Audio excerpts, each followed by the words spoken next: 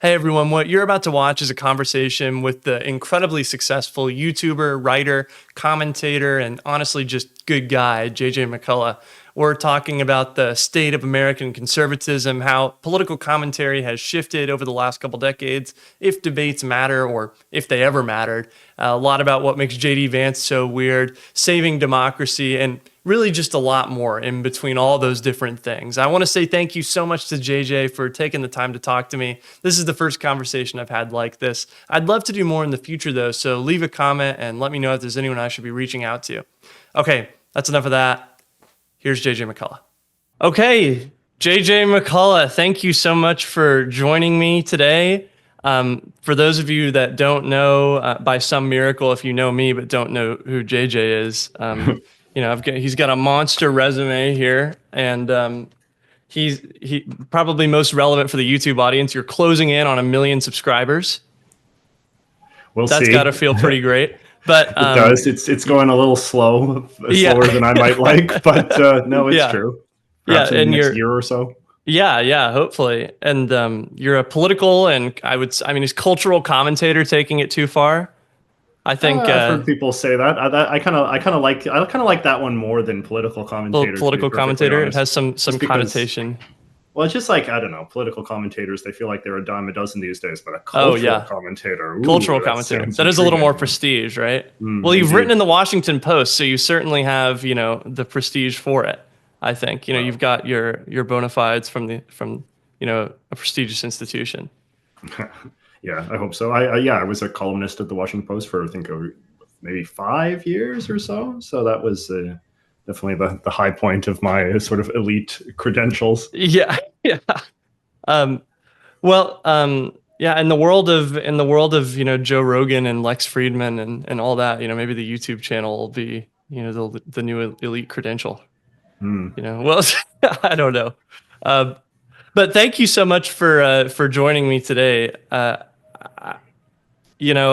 It's really great to have you. I was really surprised whenever you reached out to me, or I guess I should say I reached out to you, and then I was surprised that you emailed me back. So one of the things that I wanted to talk to you about was the state of modern conservatism in the United States and Canada as well. Of course, you're from Canada. And I guess I just wanted to get your thoughts on that, because this is something that you're obviously pretty invested in as someone who is, a conservative. I would probably identify myself, with liberal, and we'll probably get into this later, but, sort of, I probably mean that more in, the everyday sense of the term liberal. But of course, there's a kind of philosophical liberal that we may get into later. Yeah. And I guess I just want to get your thoughts on how you're feeling about the state of conservatism. Well, yeah, I mean, like the state of conservatism is not good, if I can say it in my sort of State of the Union kind of way. Yeah. I mean, like, I feel like that's just the sort of the frontline conclusion that has to be reached. Donald Trump's ascendancy as sort of the undisputed leader of the Republican Party, I think, has had terrible consequences for conservatism. What we use the adjective conservative to describe is become, dramatically unrecognizable from the sort of conservative tradition that I identified with when I started sort of using that label for myself, to the point where, people like me, and I think there's not an insignificant number of people like me, who are just utterly alienated from sort of the conservative tradition, to the point where you don't really want to use the term at all to describe yourself, and you want to sort of look for other things, or at the very least to kind of position yourself as being the keeper of the flame of a certain true conservatism that has somehow been lost or corrupted. But that argument is increasingly unpersuasive. I'm quite when it comes to my role as a cultural commentator, I am quite a descriptivist. So I try not to be sort of too fussy or imperious or sort of top down when it comes to my understanding of what terms mean or what phenomena are. And I think that sort of in the Donald Trump era, in the era of sort of populist, authoritarian, conspiracy-minded, sort of right-wing politics, you kind of just have to concede at some point that there clearly seems to be more market demand for that than for the sort of conservative tradition that maybe I'm more partial to. So then at some point you just kind of have to say, well, this is just what conservatism is.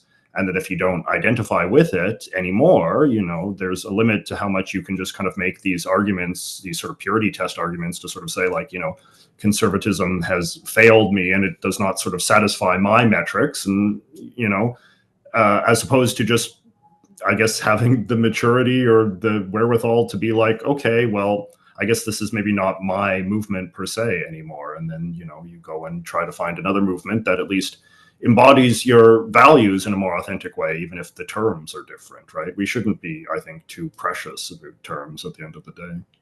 Yeah, that's really interesting. One of the things that I was curious to ask you is how much of people's political or of shifting political ideologies do you think is shaped by kind of bottom up versus top down? Like, for instance, do you think that Donald Trump, you know, as a figure, shaped the beliefs of the Republican Party base, or do you think that Donald Trump is sort of a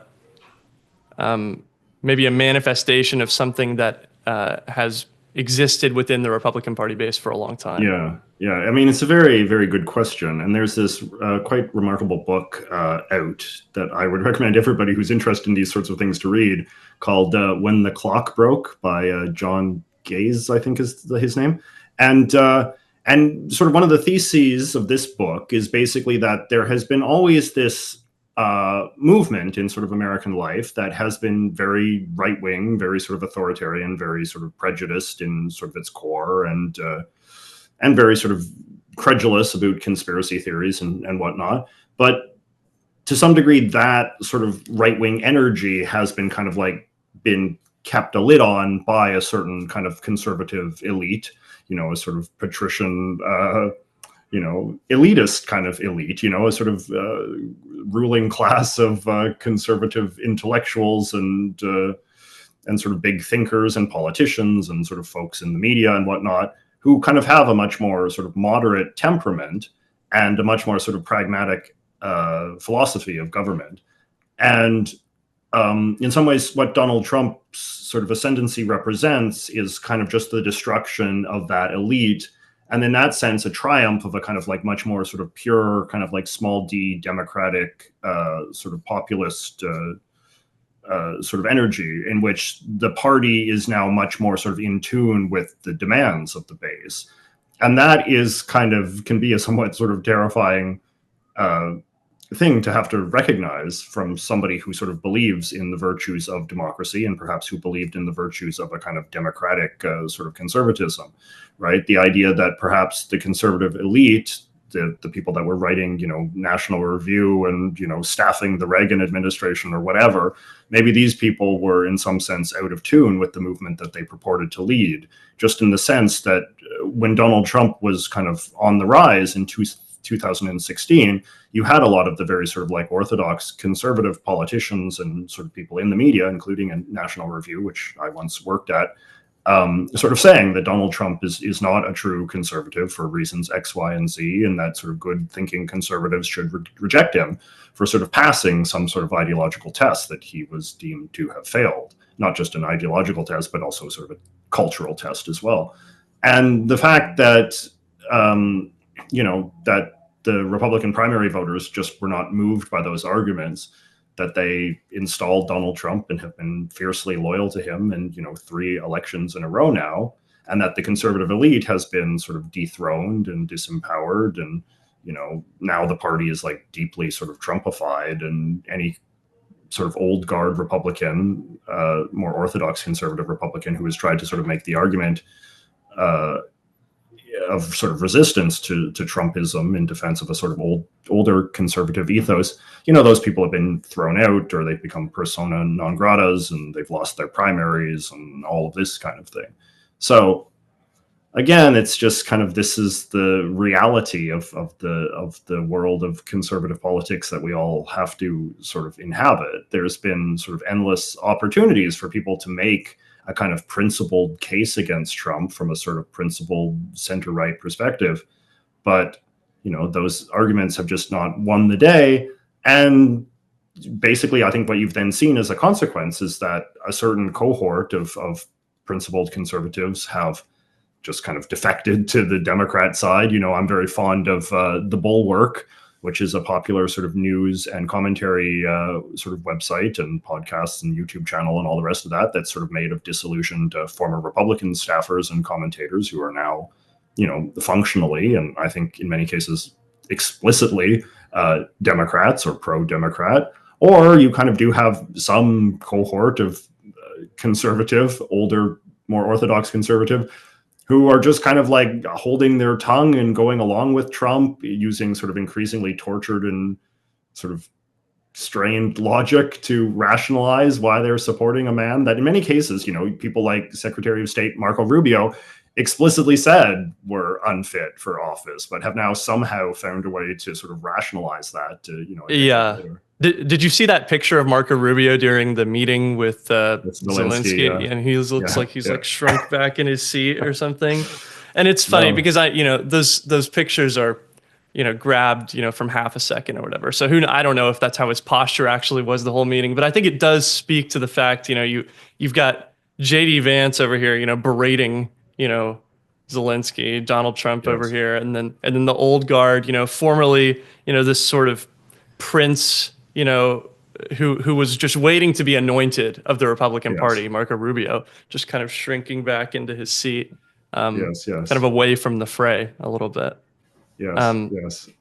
Now it is, and Rubio is like hanging by a thread, right? It's like MAGA world cannot wait to devour him. I can't imagine he's happy right now. I mean, he must be tremendous. I mean, how much policy do you think he's actually making right now? Yeah, I mean, there's been reporting suggesting that he and his people are feeling like very sidelined by the administration, and I don't know. And then you sort of get into like the weird sort of like psychology of MAGA, which is like, well, why did he get this job? Is it because they want to sort of ritualistically humiliate him? Do they just want his Senate seat? And nothing is sort of beyond the realm of possibility. But I just remember when his appointment was announced, and especially in a cabinet of so many others like weirdos, it's like he sort of stands alone as this reasonably sane person, not a like actively kind of like sort of sinister figure. And yet the MAGA base, was all furious at this appointment or found it perplexing and strange.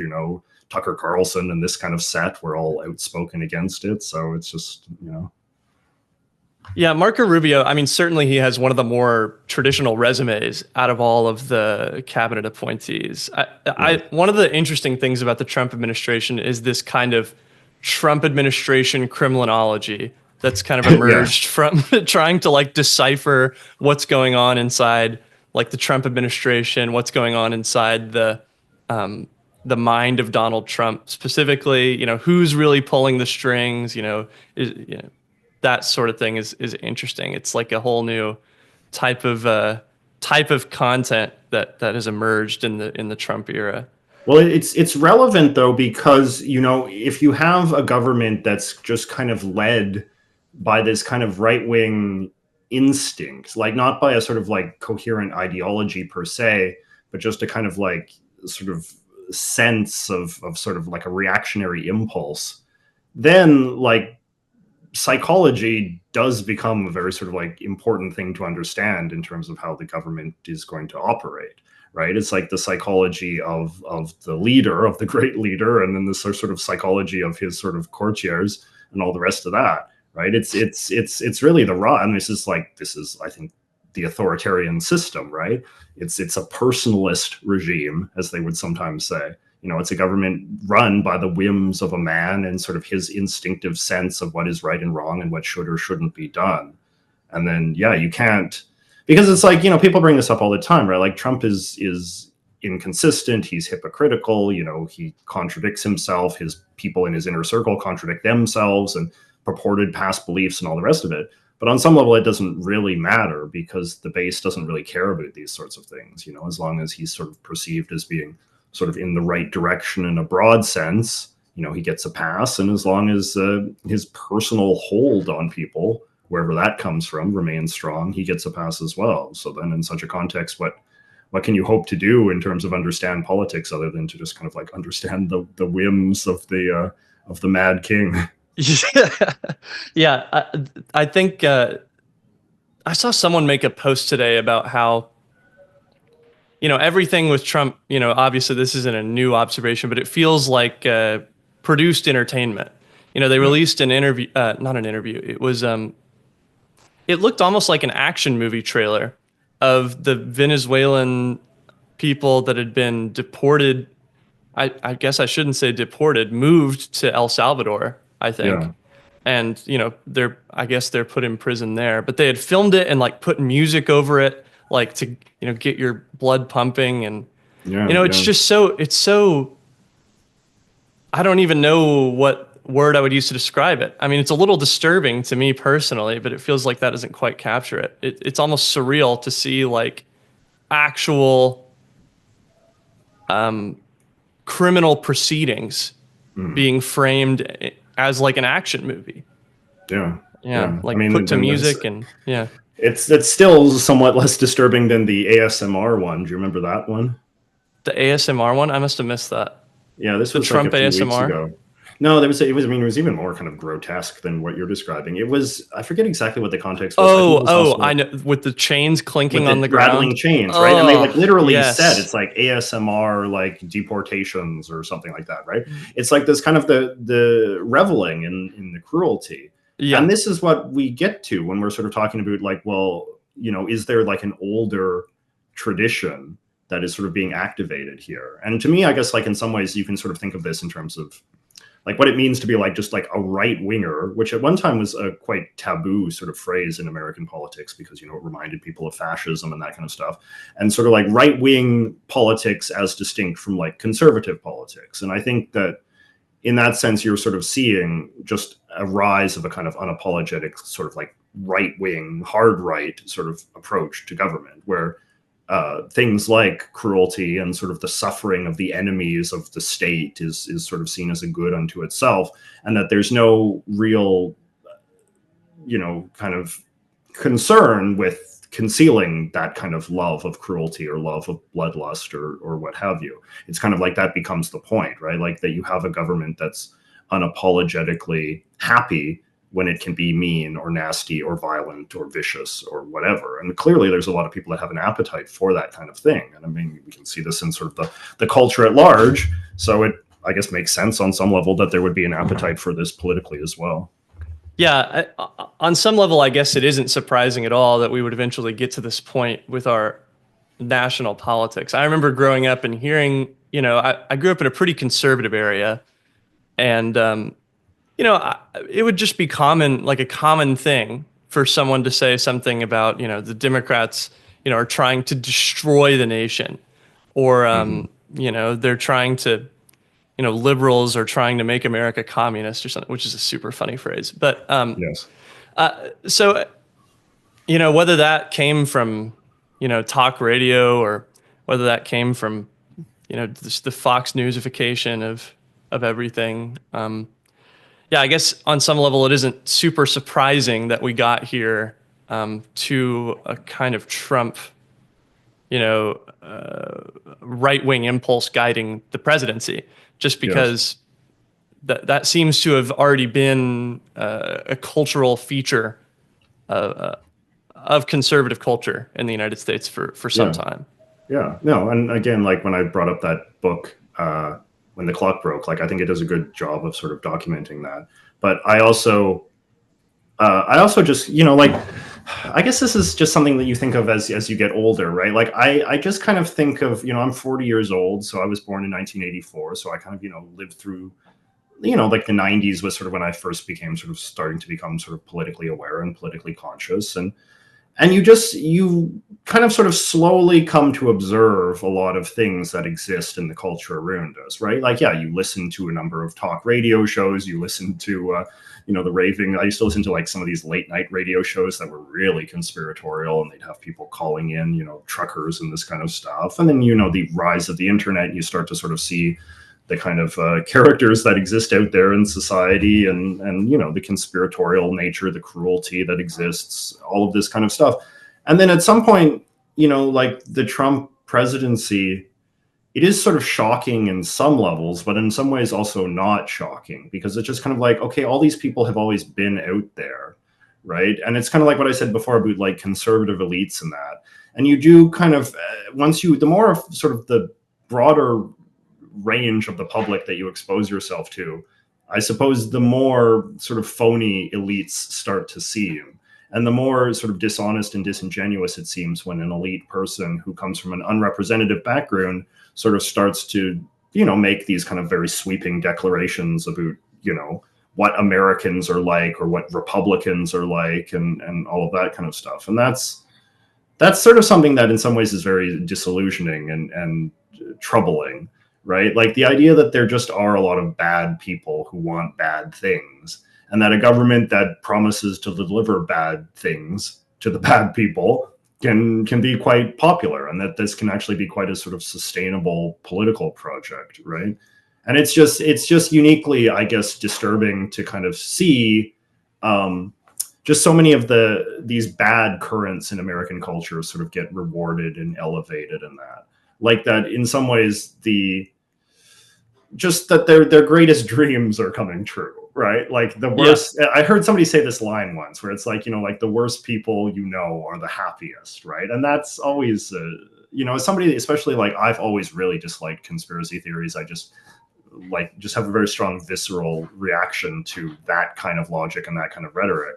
And then to just kind of see conspiracy theorists now in kind of the driver's seat of the federal government is just like, I don't know, it just makes my skin crawl. Like it feels like a validation of a faction of the culture that I've always been happy to see marginalized, that is now, much more powerful than I am. That's for yes. sure. It's crazy to see like Elon Musk or any of his kind of factions scrambling around, kind of just tearing the wires out, from the walls of government, hoping to find the one that was powering woke or whatever. And like, hopefully we could just pull out the right wire and woke will stop. And it feels like that is kind of the apotheosis of this conspiracy theorist mindset, to where like, everything bad is the cause of some maniacal other. And, they've pinned a lot of this on just somehow USAID or George Soros or the government funding, wokeness, and if we just, pull out the right wire, if we burn down enough stuff, wokeness will cease. And I think, it would be a little bit like imagining that we'd get rid of that sort of impulse of the right wing in American politics by getting rid of Donald Trump.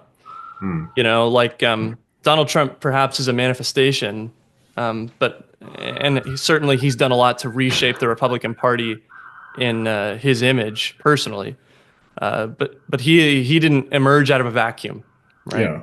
Yeah, and it's like, and I'm also like, some people kind of have the optimistic take, which is that if he was to go away, then this kind of fever would break. But I don't know. I feel like the fact that he has been as successful as he is just opens the door to other people of his sort aspiring to that same. Like, I mean, to me, like a doomsday scenario is like an Alex Jones type, runs for president. Like if Alex Jones ran for president tomorrow, I think he would be a very competitive candidate, right? Like there's no reason to be sort of bearish on his chances, or, Marjorie Taylor Greene, or, like just anybody from kind of the fever swamp who chooses to emerge, I think would be a very competitive candidate. I think even more so than somebody like JD Vance, who I think in that context would sort of become the establishment sort of cuck or something like that, So the problem with JD Vance is he's just so utterly sauceless, in my opinion. He just doesn't have it, in my opinion. I think I could totally see Marjorie Taylor Greene getting, polling at like 30%. I could totally imagine that world. And sometimes that's all it takes. And this gets kind of into the structural things that make things like this possible in American politics, because I think a lot of people forget that Donald Trump, for the longest time, there were a dozen moderate candidates in the field in the Republican primary for the 2016 election. And Donald Trump was polling the largest among them for a while. But you had all these candidates talking, all these other candidates, Ted Cruz, if you can believe it, Marco Rubio was in there talking about, Yeah. how much they hated Donald Trump and how much he did not represent what the Republican Party stood for. And they sort of just stayed in. And of course, because of the way that the primary system, works in this country, or I should say probably within the Republican Party, because, theoretically they could run their primary a different way, is, they sort of whittled off as the primary season went on, and Donald Trump was able to capture a majority, even though, for the longest time, he certainly wasn't representing the majority of the primary electorate. I mean, Yeah. the one thing though that I would sort of maybe correct you on is when you sort of said that they were the moderate candidates. I think a lot of these people were actually like very conservative, right? Like, Marco Rubio is, I think by the standards of the party, still like a very right-wing guy. So were the other sort of like Ted Cruz and, the other sort of characters that were running in that primary. The big difference though, is that they had sort of just objective standards of things like propriety and how to behave and sort of respect for the Constitution and, and then just sort of like certain standards of moral decency and stuff like that, right? And or even just like like respect for sort of procedure and and a sort of need to sort of moderate your rhetoric in terms of what they understand is feasible or possible or pragmatic or legal to do. And I think that like you even see this now, right? Because this sort of reflects, I think, the limitations of our language, because even now, like Trump can posit something and that can go before the Congress, and then there'll be some faction of Republicans that will have a hard time going along with it.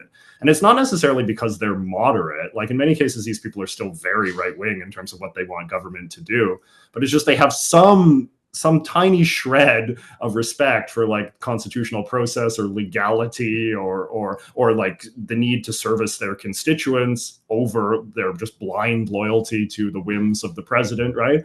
And so that's kind of that's a disturbing, I think, development as well, is that you're not really kind of even having a political conversation that is existing on a kind of spectrum of belief anymore. It exists sort of simply on this spectrum of loyalty to Trump and a willingness to sort of just sort of subsume yourself into sort of Trump's kind of imaginary, paranoid narratives of the way that things should be. Yeah, I think it speaks sort of to what has become or what it means to be moderate or conservative, in 2025, because I think definitely one of the things that's become sort of conservative coded with the rise of Trump is a sort of anti-institutionalism, a disrespect for institutions. And so, yeah, certainly you're right. At the time, Ted Cruz, I remember especially being presented as a very, right-wing candidate, the acceptable, perhaps the acceptable right-wing alternative to Trump. I remember sort of the that pure sort of rhetoric right-wing at the time. alternative to Trump in many ways, right? Yeah.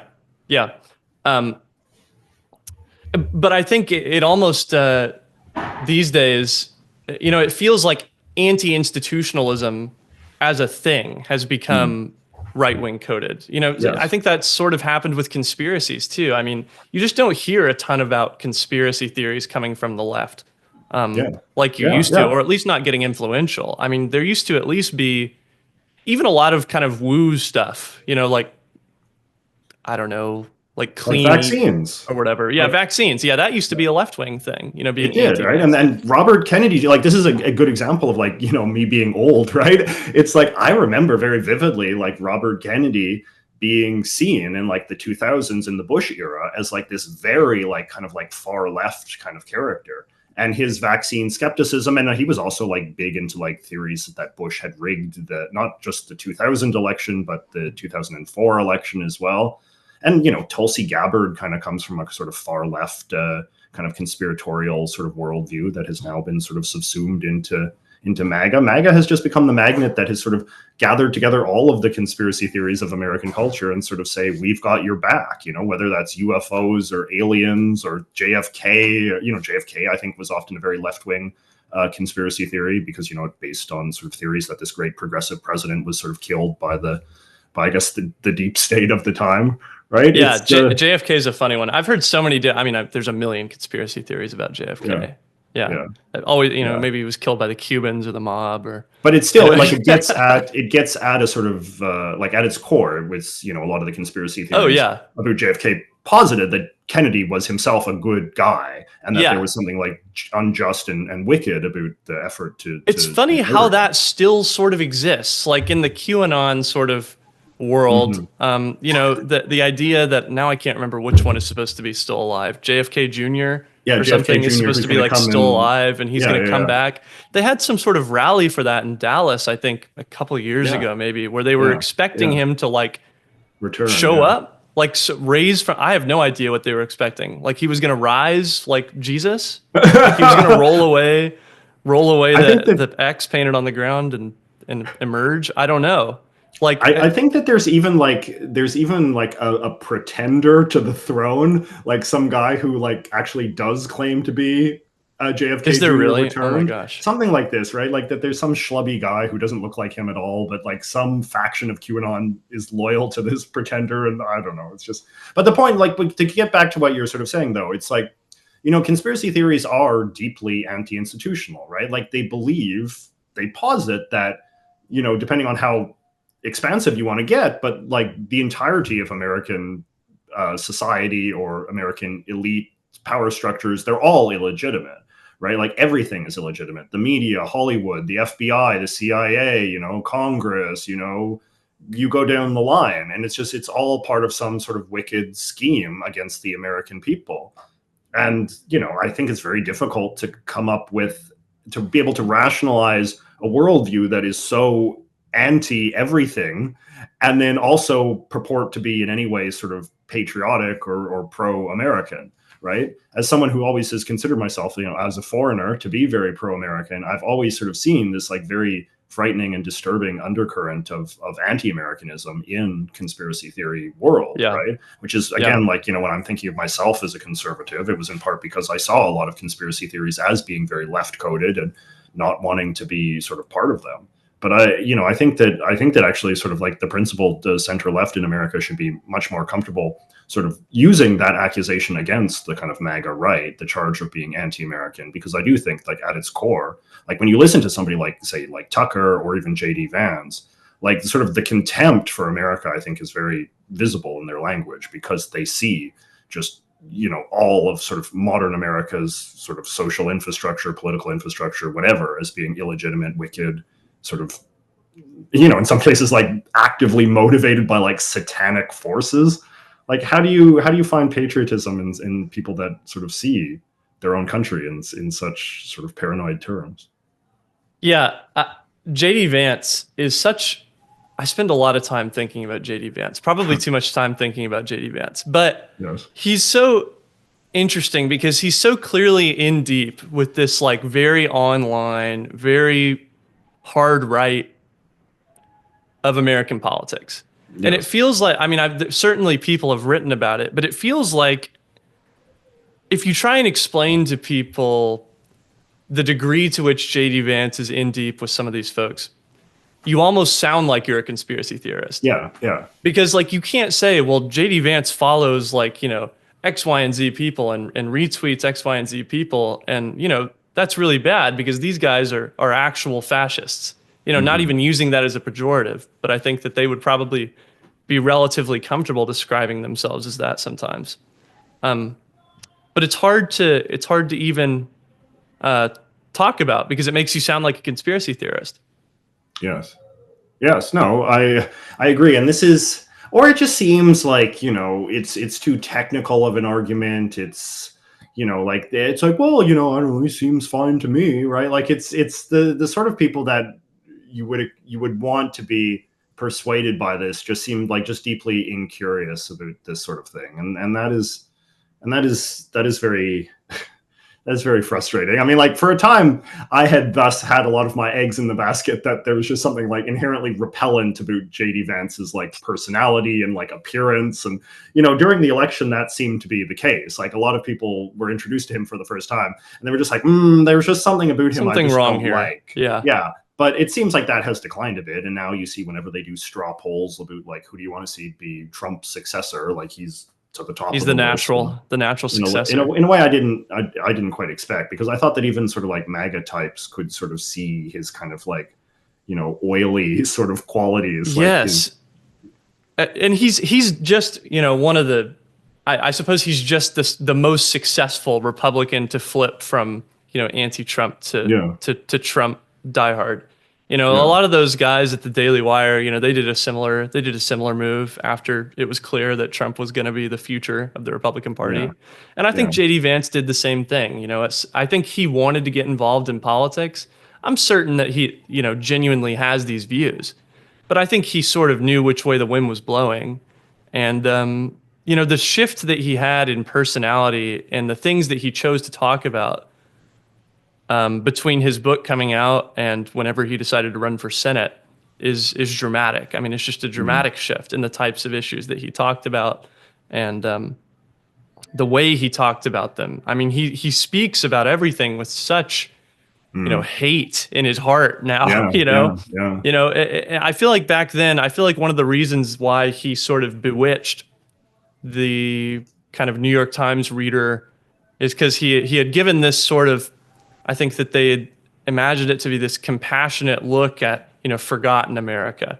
Yes. Whereas today he's sort of still talking about quote unquote forgotten America, but he's talking about it in a way that is vengeful or just angry and kind of hateful. Yeah, it's just, I mean, I find him a very sort of darkly fascinating figure, I think, in the same way that you do, in part because like I'm actually a little bit older than he is. He's slightly younger than me by like a couple of weeks, which is interesting.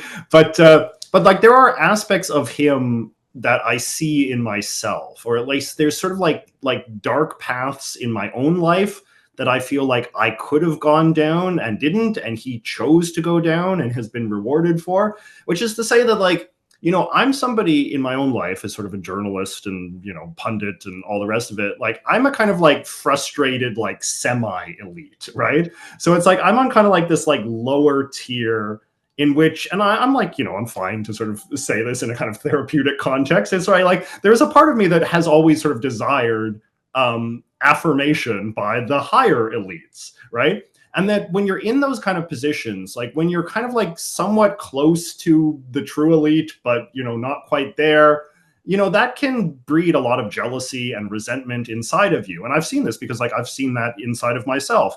And at some point, it's like you either choose to like not crave that validation, or maybe you get it, or you just move on to other things, or you just kind of let that sort of resentment burn inside of you brighter and brighter and brighter until it kind of consumes you in entirety.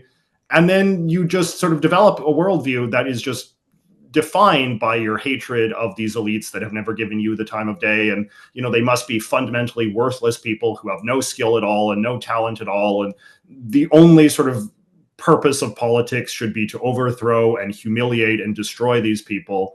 And sort of all of your political energy should be directed towards that end.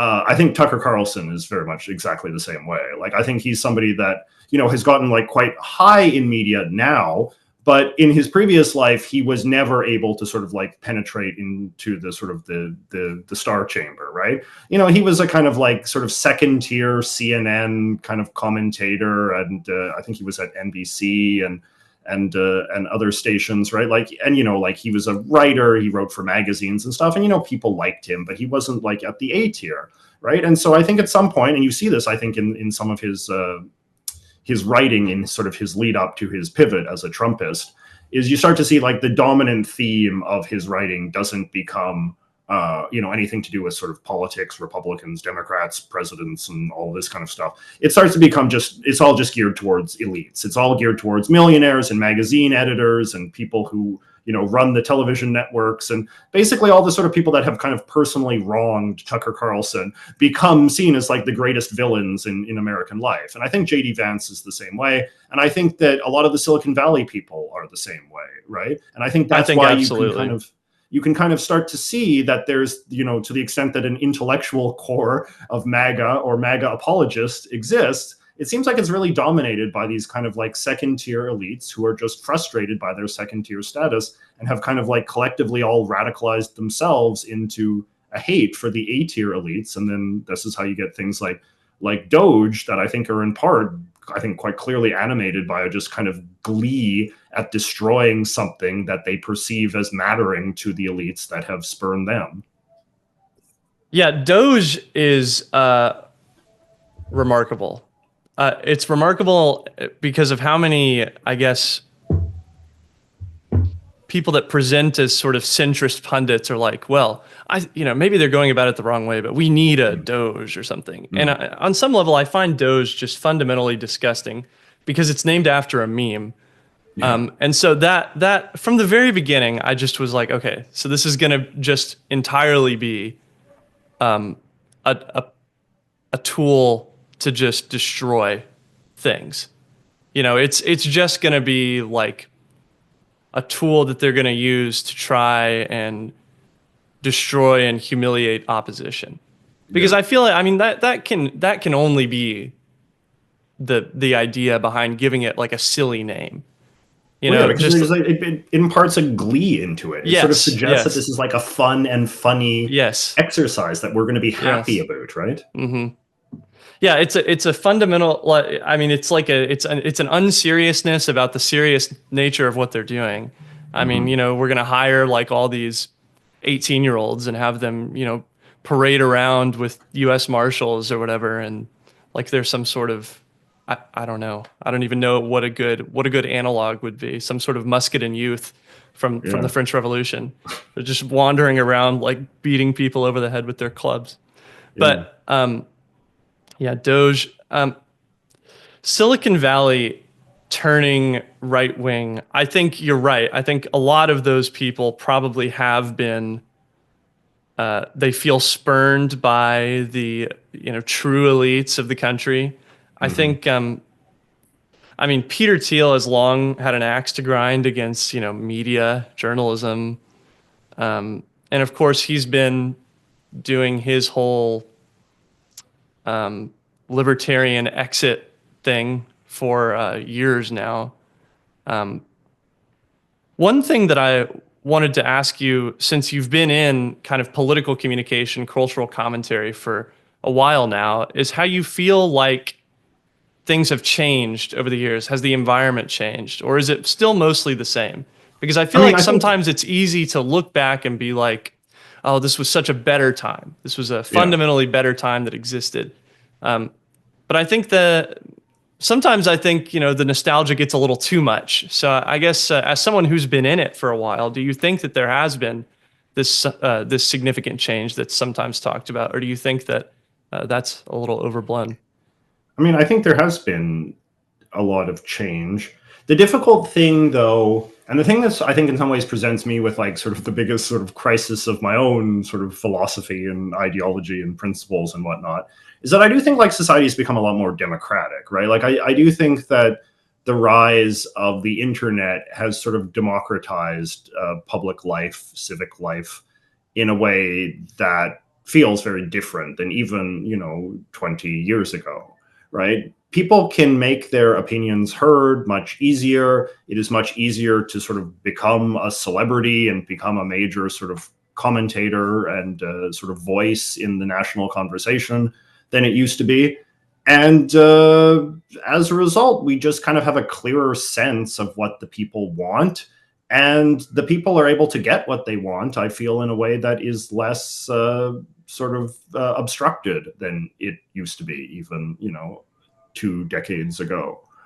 And that's hard, because it does sort of suggest that more democracy, more free speech, these kinds of virtues that I believe in have a sort of very dark consequence as well. Because, and I guess this kind of goes back to sort of something that would have been very obvious to, like, say, the founding fathers, which is to sort of say that these freedoms that we have and sort of democratic institutions and all the rest of that also require a kind of virtuous citizenry, right? This was sort of an elitist opinion that I think was easy to kind of like put out of mind and just be like, oh, these fuddy-duddies with their powdered wigs and all that had nothing but sort of contempt and condescending attitudes towards the, rabble. And, perhaps that was true.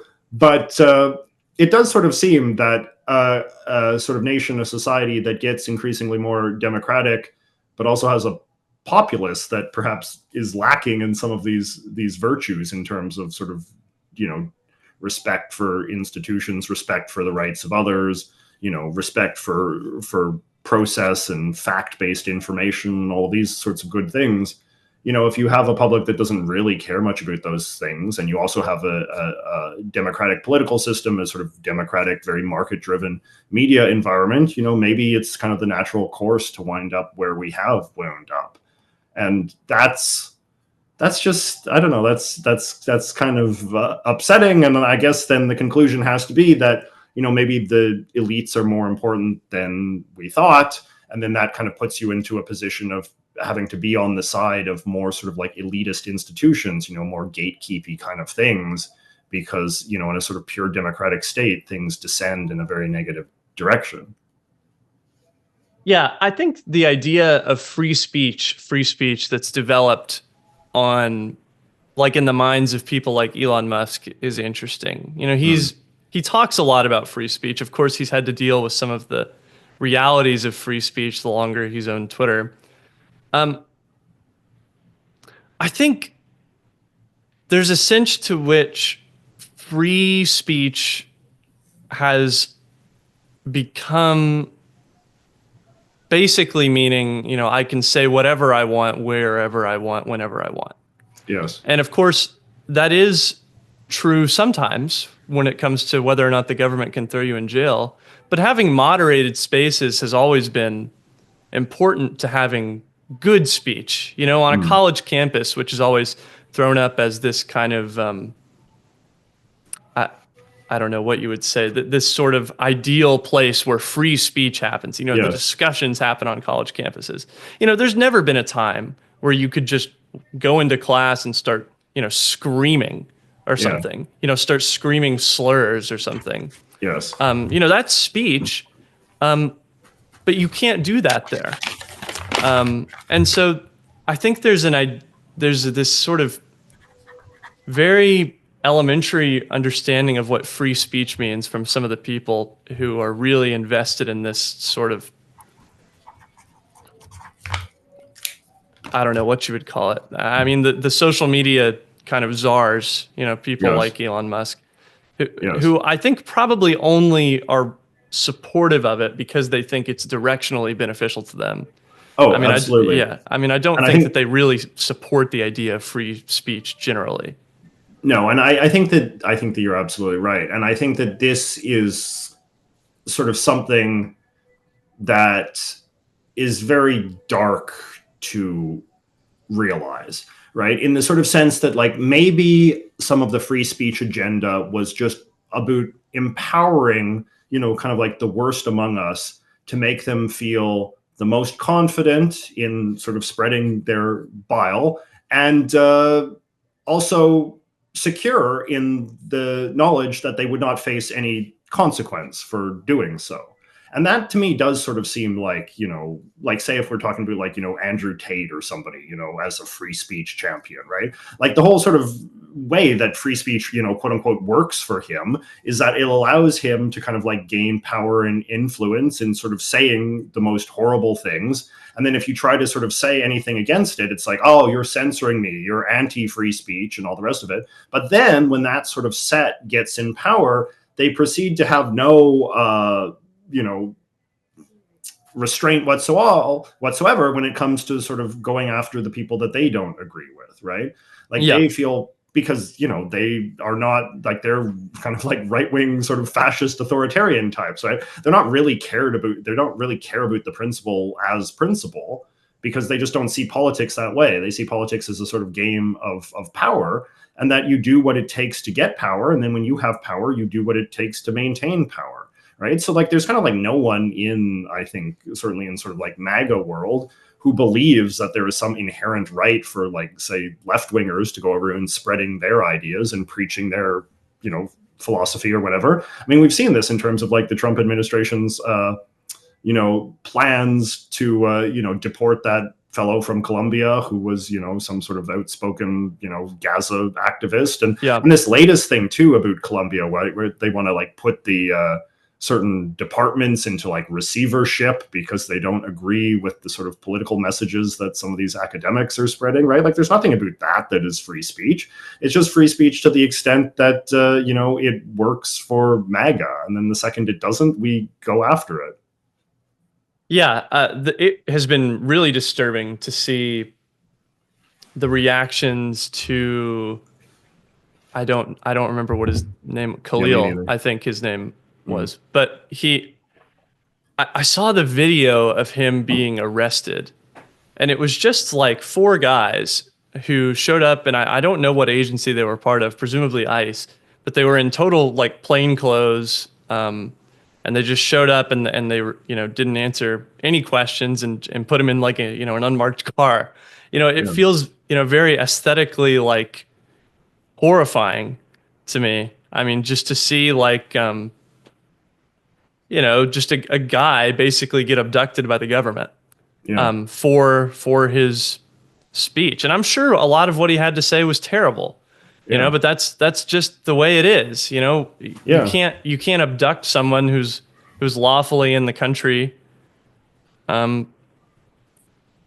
mean, for any reason, like that. Not for their speech, certainly. And that was always like, that was the deal, right? Like, I mean, like in sort of mid-century liberals, that of the sort that we're very fond of, like they would make a great show of standing up for the worst speech, right? Like, well, Ronald Reagan would even sort of say this, you have to allow the communists to say his terrible stuff because that just shows what a great society America is, right? Like people could kind of, in the old days, people could sort of work through the complexities of this, right? But there is just, I don't know, like this is what I mean, like sort of like the decay of a sort of principled conservatism in towards sort of conserving American institutions and just towards a kind of like blunt right-wing might makes right sort of power above all else kind of attitude. Right? Like people are just today, like you say something like, well, free speech matters because you have to be willing to support the opinions of people who hate you and are opposed to everything you believe in, and they'll think like, well, that's not strong. That's not like the logic of a strong sort of person. That's the logic of someone weak, someone willing to concede territory to his enemies. That's the opposite of what a principled sort of right-wing political movement should be all about. And that's disturbing because, I don't want to put too fine a point on it, but that is the kind of the logic of fascism. Yeah. It is the logic of just kind of a state, a regime that only believes in the triumph of the strong and the destruction of the weak. Yeah, it's interesting how explicit that's been lately. I mean, you see books like, The Sin of Empathy, talking about trying to justify hatred of empathy from a religious perspective, even. Yes. And, Elon Musk was on Joe Rogan, not too long ago talking about how, the greatest flaw of Western civilization, the greatest, anyway, is empathy. Yes. And the degree to which it's become very explicit that it's all about power and that we shouldn't have any sort of empathy even at all for people who are weak is disturbing. That's kind of one of the reasons why the last video I made, I sort of wanted to talk about, the woke mind virus there at the beginning. Yes. Because, the fact that they're calling it a virus, I think is indicative of how they feel about it, because what do you do with a virus? You don't accommodate something that you think is a virus, you try and, eradicate it, and some of these people really do think that political views or whatever can be described that way. I think it was either in Wisconsin or Michigan or one of the Great Lakes states, a group of Republican state senators are planning on introducing a bill to make Trump derangement syndrome a mental illness officially, Oh boy. recognized by the state, which is obviously kind of a performative thing. But Yeah. I mean, that's sort of where they're at this point. They Yeah. think it's a virus, they think it's a disease that Yeah. that shouldn't be tolerated.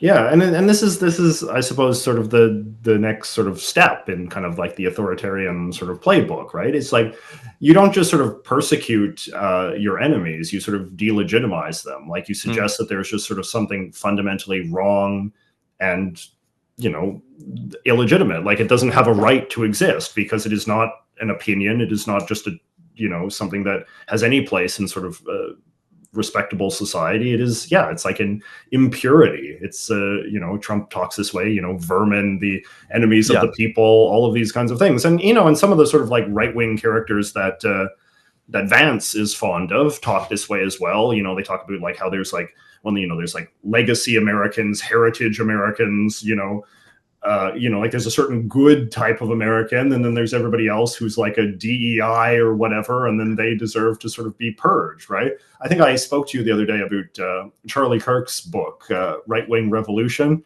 Yes. which, even though it's like an odious book in so many ways, is I think a very good manifesto of sort of the contemporary right, because every page of the book is basically just, there's kind of like a natural hierarchy in this world. There's sort of like the good, proper, white Americans who deserve to be at the top of the pyramid, straight ones, of course, and everybody else is kind of not real Americans, or like they're sort of real only in the extent that they sort of get into their proper place in this sort of hierarchical pecking order, right? And then so it's like people that sort of speak up and contest the order are fundamentally illegitimate and need to be sort of beaten down and kept in their place, or cured or extinguished. I mean, a lot of the stuff relating to trans people is very in this kind of space as well. The idea that we can like solve this problem in the same way that we can solve the problem of diversity through these kind of heavy-handed anti-immigration things. It's all about just kind of like a very ambitious project to kind of remake America away from the kind of diverse democratic society that it is, and into this like very rigidly ordered power base sort of society, which it has very consciously never wanted to be. Very strictly defining, or maybe even redefining, what an American is something that we've talked about before. That's kind of a current on the right, and something that's, I think, definitely been growing on the right, of trying to just, very strictly define what an American is and what an American isn't, in a way that I don't think is historical, even though it's often justified on a historical basis. The nation was founded as a Christian nation fundamentally, Yes. and therefore, Christians, only Christians should be allowed in public life, or this was founded as some sort of like WASP nation, and therefore only white people should be allowed to be in public life. Yeah, that's very worrying to me. I think it's interesting how many people that are very interested or involved with this kind of rhetoric would not have been considered to be part of the traditional American even 80 years ago or so. I mean, just with the prominence of many Catholics in this sort of movement. I mean, I don't know why, but they seem to be very overrepresented, among kind of like the Daily Wire set of kind of the people that talk about this. Like Michael Knowles comes to mind just because I made a video about him. Or Vance himself. Vance himself. He converted late in life late in life. He's only 39 or whatever. Yeah. But no, it's like it's an Catholicism. But it's you're right. Like all of this stuff is like deeply ahistoric, right? Which is, I think, in the way that a lot of these kinds of movements often are. If you have an actual appreciation for American history, you realize that diversity has always been part of the story, and that sort of the conflicts that have arisen from the diversity have been sort of resolved and adjudicated through attempts to adhere more sincerely to the purported values of the Declaration of Independence and the Constitution and all the rest of that, right? Like that is the American story, is they trying to create a more perfect union, to try to live up to the ideals, and they are ideals, as much as Vance likes to go around sort of saying that America is not an idea. This is the great sort of line of the kind of nationalistic right wing, right? The idea that somehow all that stuff you've been taught in school about America as a land of values and sort of democratic principles and all this, that's all BS. What we all know, America was really supposed to be just this kind of like white Christian Protestant WASP country. Or maybe not the Protestant part. We'll somehow sort of retcon that out of existence. Yeah, But exactly. what I mean? Yeah, we're gonna forget that all John Jay didn't think Catholics should be able to hold public office. Yeah, and somehow like Candace Owens will get to stay, and like we'll just sort of make it work somehow. But it's like it's not principled, and it's not historically accurate, and but it's a myth that justifies a certain political project and a certain exercise of power in sort of the pursuit of that project.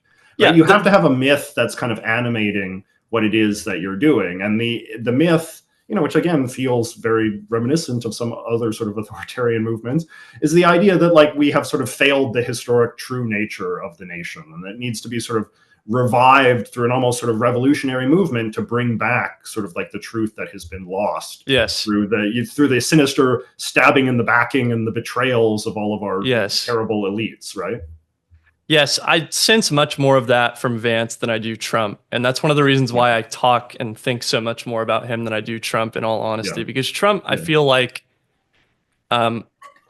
seems to me to be just sort of not motivated by much other than kind of a vague sense of xenophobia that he kind of applies to everything. I think he applies that to trade. I think he applies it to immigration. I think he applies it to relationships with other countries. Yes. But like someone like Vance, I think definitely is more in deep with the ideology. The idea that America is not an idea, though, I've been thinking about that a lot ever since you wrote that Substack article. And you should check that out if you have it and you're listening. But the idea that America is not an idea, I think just fundamentally on its face seems wrong, because what they're positing as an alternative is, the white Christian state or whatever. And, that's an idea. There's nothing fundamentally different about the idea of having, a white Christian state that makes it different from having, a liberal democratic state. That makes it different in the sense of being less of an idea one way or the other. It's an idea. We're just choosing what idea we want to be the foundation of our country. There's nothing biological or inherent in the idea that, everyone in a country has to be Christian. There's nothing, the idea of a modern nation state even is only so old. We didn't live like that for most of human history. It's a thing we came up with. It's an idea. Yes. And the liberal democratic state has been around for less time than that. And so it seems probably more new or less natural, but it's not any more or less contrived than the idea of, this sort of Westphalian sovereignty nation state that eventually was just settled on as an idea that we were going to make our nations, nation states, and especially after like the French Revolution. But anyway, no, that's such a good point. I never quite thought of it from that perspective before, because you're right. Like it obviously is their sort of like white nationalist project or whatever is an idea. It is a project. It has sort of theorists and intellectuals and that.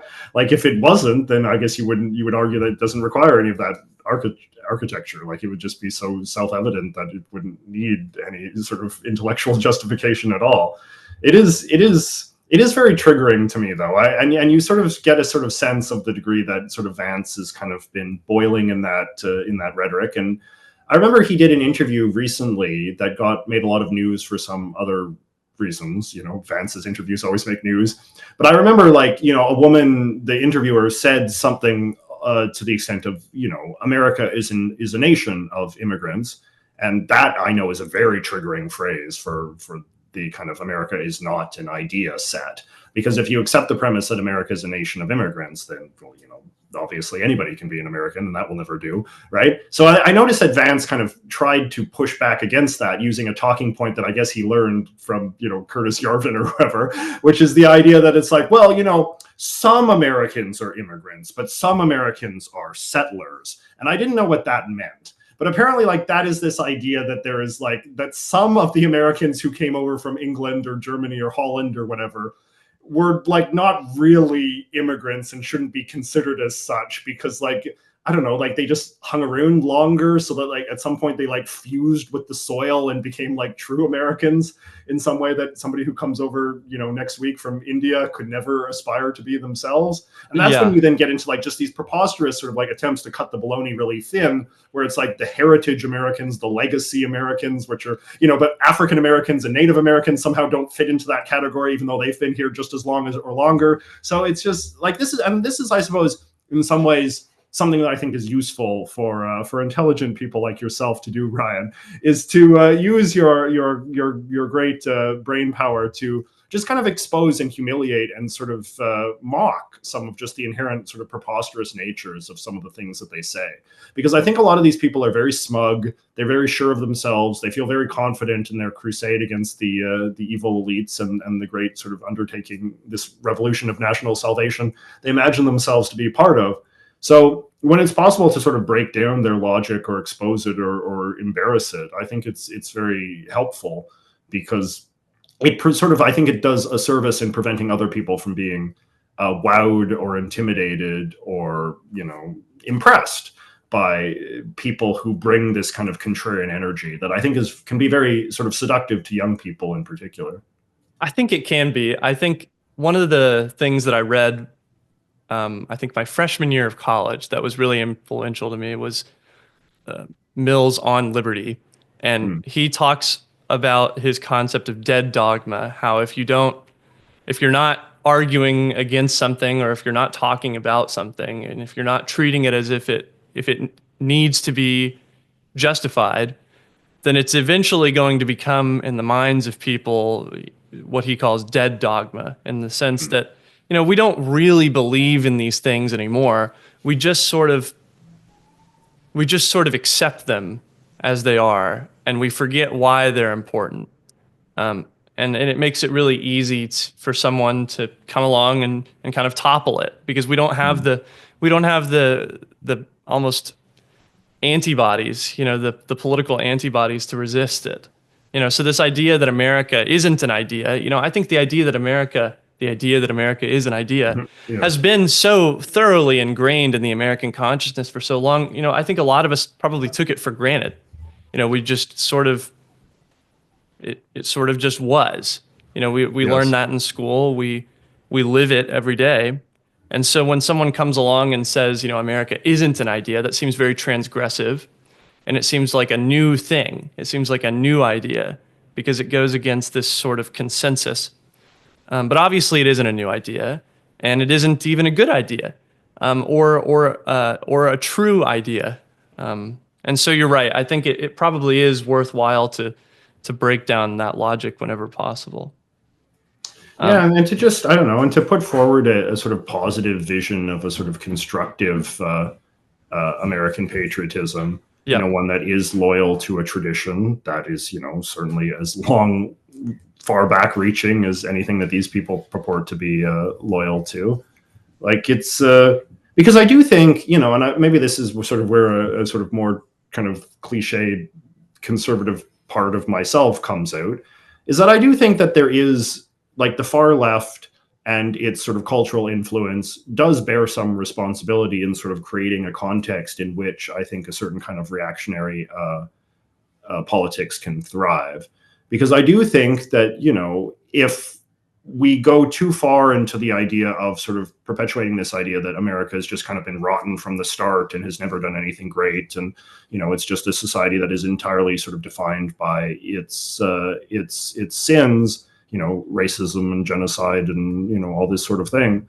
Well, then that does kind of like create an opening in which people can come forward who are not, in my opinion, patriotic like the MAGA crew, but nevertheless sort of present themselves as being kind of like loyal to some idea of America in a way that the far left, the postmodern left, the woke left, the self-loathing left and whatnot is not, right? I mean, to me, I see like the far left and the far right is equally defined by a certain kind of anti-Americanism that has to be resisted.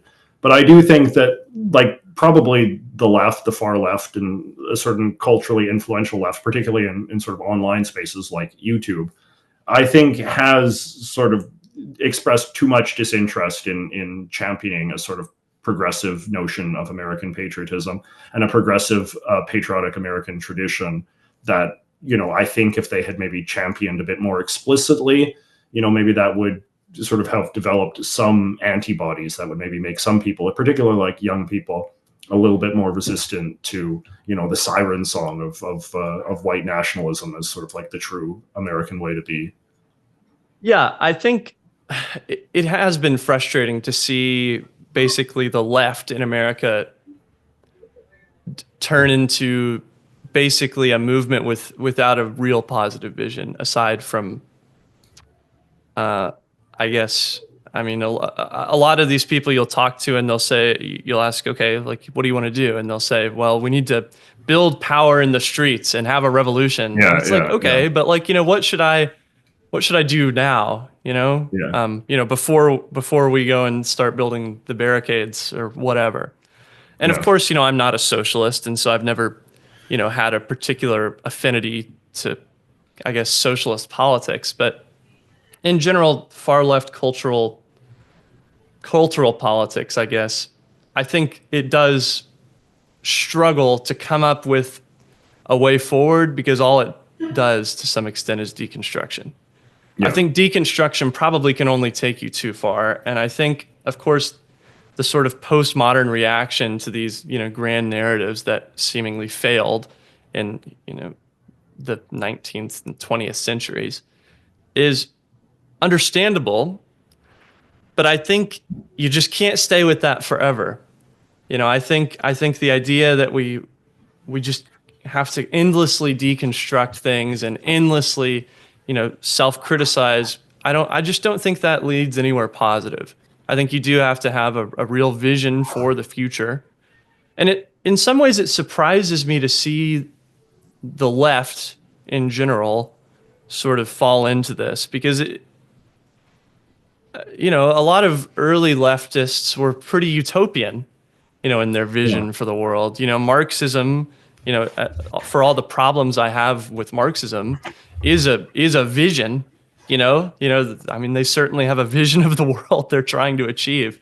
Yes. But unfortunately, I feel like more whenever I talk to people that present on the left, it feels less like a vision and more like just anger, which I think is probably the connection point that you may see between like the far left and the far right is that it's a lot of anger and not a lot of substance. Yes, and I suppose you kind of get this kind of nexus of a certain sort of like accelerationist kind of like mindset. Yes, that's like a very popular word lately. Yeah, it is a popular word. Like, I mean, it's a cliche, and it's like I don't. as my buddy J Reg would sort of say, like I'm very dispositionally sort of like allergic to these kind of like faddish terms, but accelerationism can be a useful way of thinking about a certain phenomenon that you sort of see in the world of extremes, particularly online, which is that if you're just like very sort of nihilistic and just pessimistic on sort of the state of the world, some part of you will be kind of exhilarated by the idea of just dramatically worsening conditions, almost like sort of gothically worsening conditions, because then it's like, maybe from the ashes of this horrible repulsive society something better will arise, right? Yeah. And then when you sort of just kind of like, and then you sort of justify sort of checking out in that way, where it's just kind of like, well, I'm not going to really care much about elections or politics as such and any of that. I'm just going to sort of cling to my kind of like high-minded theories because at some point, this order is unsustainable and it will collapse and then something great will sort of rise. The interesting thing, though, is just how the kind of like the right-wing accelerationists are actually in the driver's seat of government because they seem to have less sort of aspersions about participating in the dirty business of actual real world politics. They have no Yeah. problem working with the Republican Party. Working with Donald Trump is sort of, I think, probably as contemptuous as a lot of them privately find him. You know, these Silicon Valley bros or whatever, Elon himself and whoever else, like they're sort of fine, you know, making common cause with someone odious and cringe like, you know, Speaker Johnson and, you know, Ted Cruz and all of these other sorts of people. Whereas like a lot of the far left people have these like incredibly high sort of purity standards where it's like, you know, Bernie Sanders is like the only good politician who exists in America. Maybe AOC, maybe, but we're going to keep an eye on her. And then everybody else like is just too cringe. Like Chuck Schumer, no, I will have absolutely nothing to do with him. He's as bad as a Republican, and, you know, I disavow him entirely, right? Like there's not that same sort of like strategic thinking about politics, which I think in many ways is like a defiance of a certain kind of left-wing tradition, or at least the good sort of progressive tradition in America that I think was sort of built around the importance of coalitions and, you know, working with large groups as opposed to just a narrow super pure group, because nothing gets done that way. They're just, at the end of the day, as much as these kind of like far leftists want to believe that there is some sort of like repressed sort of socialist that beats in the heart of every American, and if they just sort of hear the right trigger words, somehow they'll be activated and become loyal foot soldiers for the revolution. Like in reality, we know that just there's a lot of Americans that don't like far left politics, that think that Kamala Harris, if anything, was too far left, and that's why they didn't vote for her. So it's like, if you have any dream about making the world better for your fellow man and for people outside of your borders, you know, you have to start thinking about politics in a slightly more pragmatic way and be willing to take a bit more water in the wine, as they say. Yeah, and I guess that's probably why I don't spend very much energy ever criticizing, you know, the far left. You know, because they're just not relevant, you know, in American politics, or they don't feel very relevant to me. Well, they're relevant. They're relevant to the extent of the things I was just describing, though. Yeah, like they're relevant to the extent that they sort of foster sort of nihilism, to the degree they foster sort of apathy towards the Democrats, and sort of justify a lack of participation, or this kind of like they're both the same kind of attitude, or even sort of like mild tacit acceptance or endorsement of Trump in the name of this kind of accelerationist kind of mindset. So in that sense, they do matter. But I agree, like they don't matter. They don't matter in the way that like Republicans think they matter, in the sense that they think that like they're driving the agenda of much of modern American life. Yeah, I think that's probably right. I do worry about how a lot of checking out of politics has been, a certain amount of checking out of politics has been caused by sort of, you know, Democrats are just as bad as Republicans type rhetoric. Yeah. Or you know, Democrats are selling you out all the time. And, you know, I have some problems with the Democrats too. I do wish they were, you know, sometimes a little more aggressive with their approach. But certainly, you know, if you're on the left, you know, checking out of the Democratic Party can't be a reasonable solution for you. There's no reason to do that. I mean, the Party for Socialism and Liberation is not going to, you know, is not going to help you out, really. And so I do worry about that sort of rhetoric on the left. You know, the only solution is revolution type thing. And, you know, so don't engage with politics. Don't do anything. Just sit online and, you know, make political compass memes that, you know, describe your bespoke ideology and how you're a Trotskyist, you know, third internationalist, you know, whateverist, you know. And I mean, like, sorry, I was just going to say that we have such a good case study of this, right? Like there was a number of like far leftists and sort of far leftist influencers who encouraged in the last election this narrative that the two parties were exactly the same, and exactly the same on one issue in particular, which was the Israel-Palestine thing, right?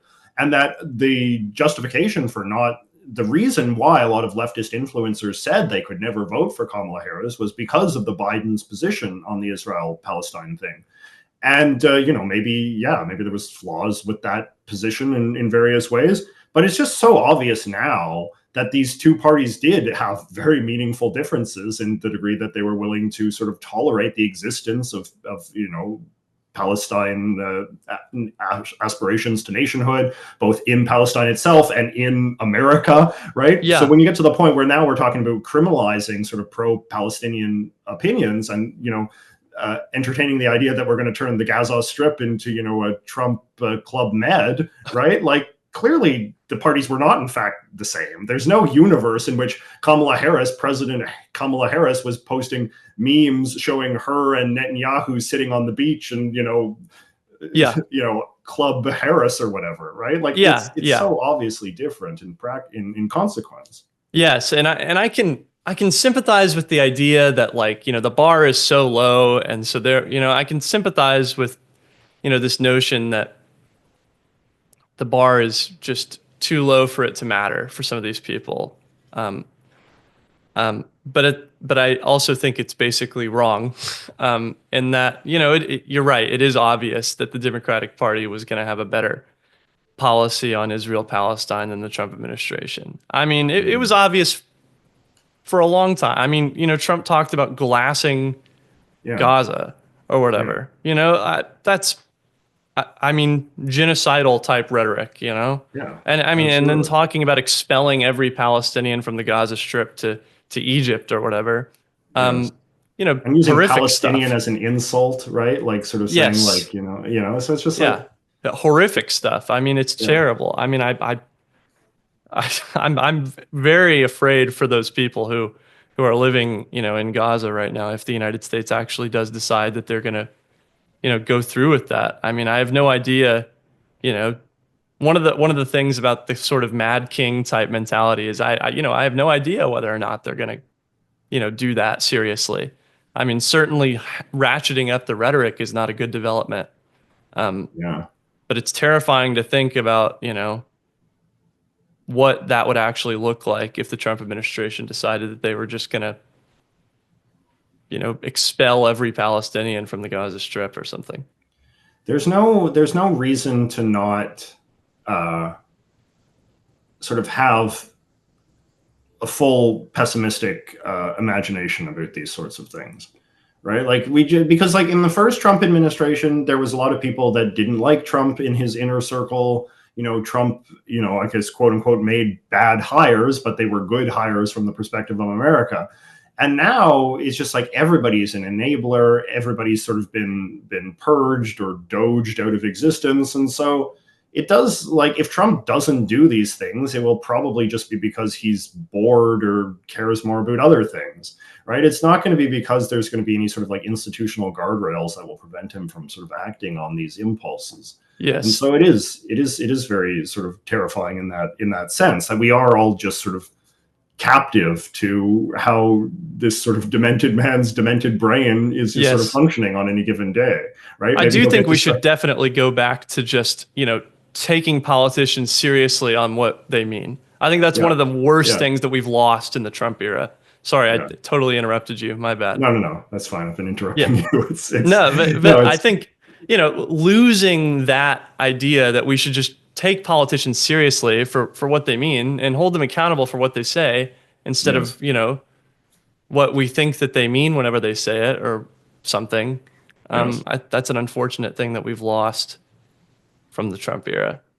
No, it's like because it's like you could justify, like, impeaching Trump just by virtue of the fact that the other day he sort of said that, like, MSNBC should be illegal. Yeah. Right. Like, that just expresses such contempt for the First Amendment that, there's no justification for why a president who has taken an oath to uphold the Constitution could be justified in saying such things.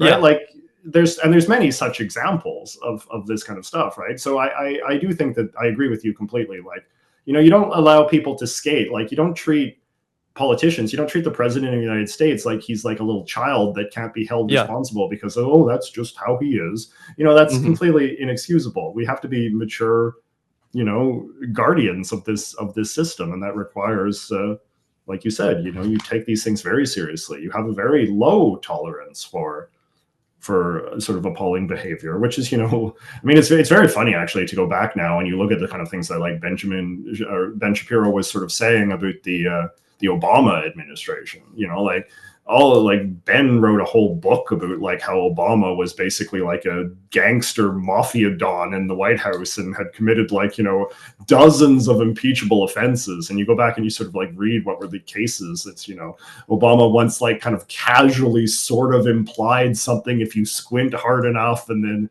in Ben's mind, this is like textbook case of what the founders intended impeachment to exist for and this kind of stuff. So yeah, it's speaking of, I guess sort of public discourse, I wanted to ask you about how you're familiar with Jubilee debates. One of my friends was just on it. Oh, really? Who? Yeah. Wait, who was just on it? My friend Derek Gerard. I don't know if you know him. He's a beloved YouTube man. Okay. He was doing a Jubilee. I mean, I guess it wasn't one of these debates, but it was like who's the virgin, and he had to guess.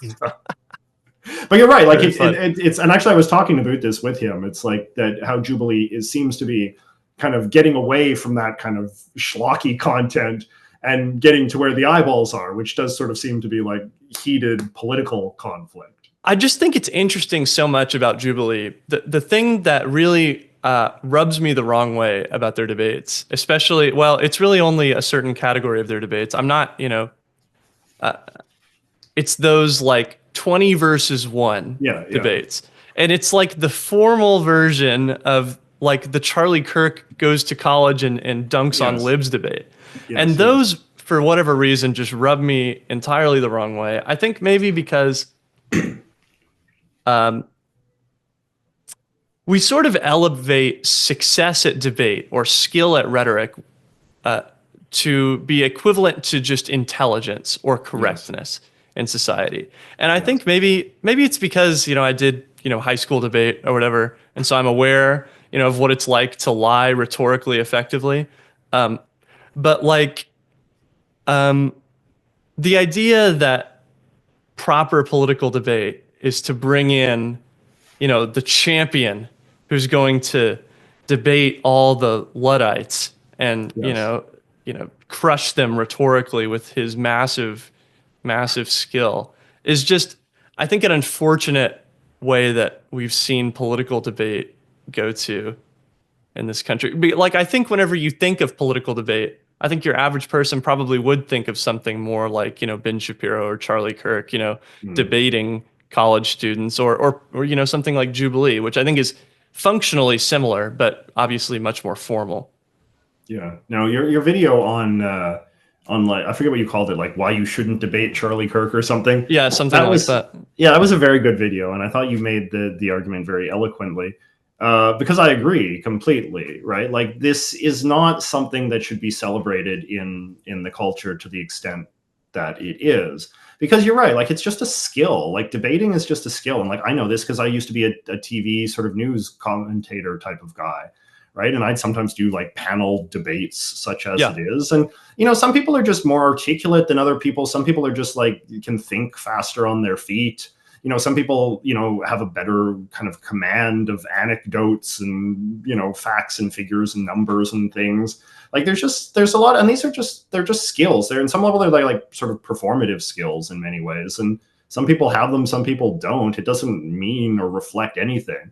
Like the classic example, and actually, I was listening, I'm sorry to say, I was listening to a rather odious debate the other day between this guy who was like a literal Nazi and then some guy who was not, right? And the Nazi guy is like very smooth and very slick and has all of these like clever lines that are like designed to kind of like catch you up and discombobulate you. And then the kid who was like debating him, was not prepared for that. And it doesn't mean that like Nazism is right or the Holocaust never happened or whatever preposterous things the guy is saying. It just sort of says that in this artificial sort of contrived environment of the formal debate, a person who can not have the facts on his side can triumph over someone who is, directionally correct, right? And so we do have to kind of get away from this because it can have real world kind of like consequences as well. Like JD Vance, to go back to our old favorite punching bag, right? Like Vance is a good debater. Like Vance is very slick and knows how to speak in a way that,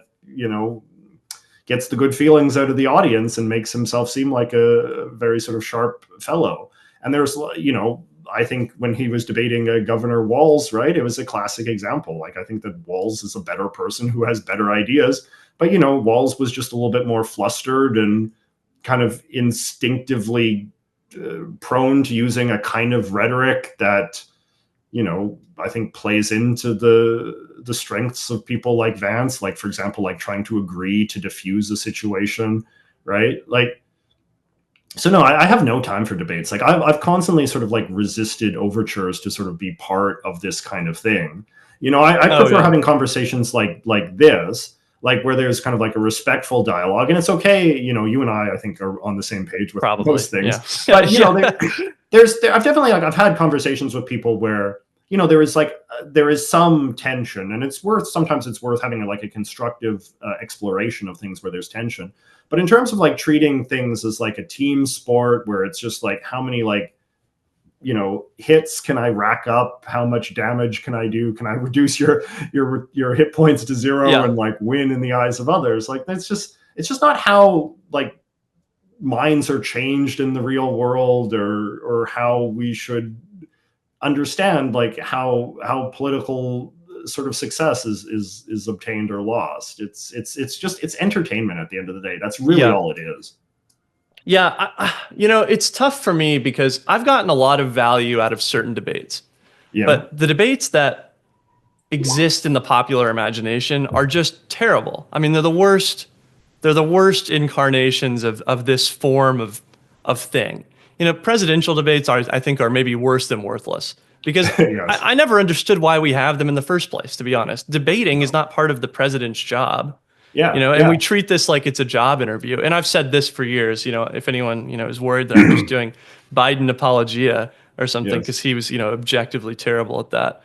But the idea of a presidential debate in concept, I think, is just almost silly. And I get we want to put these people against each other. But, the president isn't going to debate Vladimir Putin out of, invading Ukraine. The president isn't going to debate, some country into joining NATO. I just don't think that that's a significant part of the president's job. And it's like, even if like a president had to engage in some debate or some sort of rhetorical sort of persuasive skills, it wouldn't be done in the context of like, you're in a big room standing at a podium, Yes. Right. So it is like, they should be a good communicator, but that doesn't mean, they don't need to be a good communicator necessarily in 1-word answer, 30-second response. That's just not how real world stuff happens basically ever.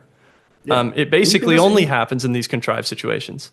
And you can learn, like, there's just so many other ways that you can obtain that information in a more sort of natural way. You can have a long form interview, whatever. You can have a questionnaire. Like, there's just lots of different stuff that you can do to kind of get the information that you supposedly want. But I think a lot of people clearly do not even theoretically want these things. They want the entertainment. They want the spectacle. They want, a sound bite, a viral sort of clip to sort of throw around and play with in that sort of way.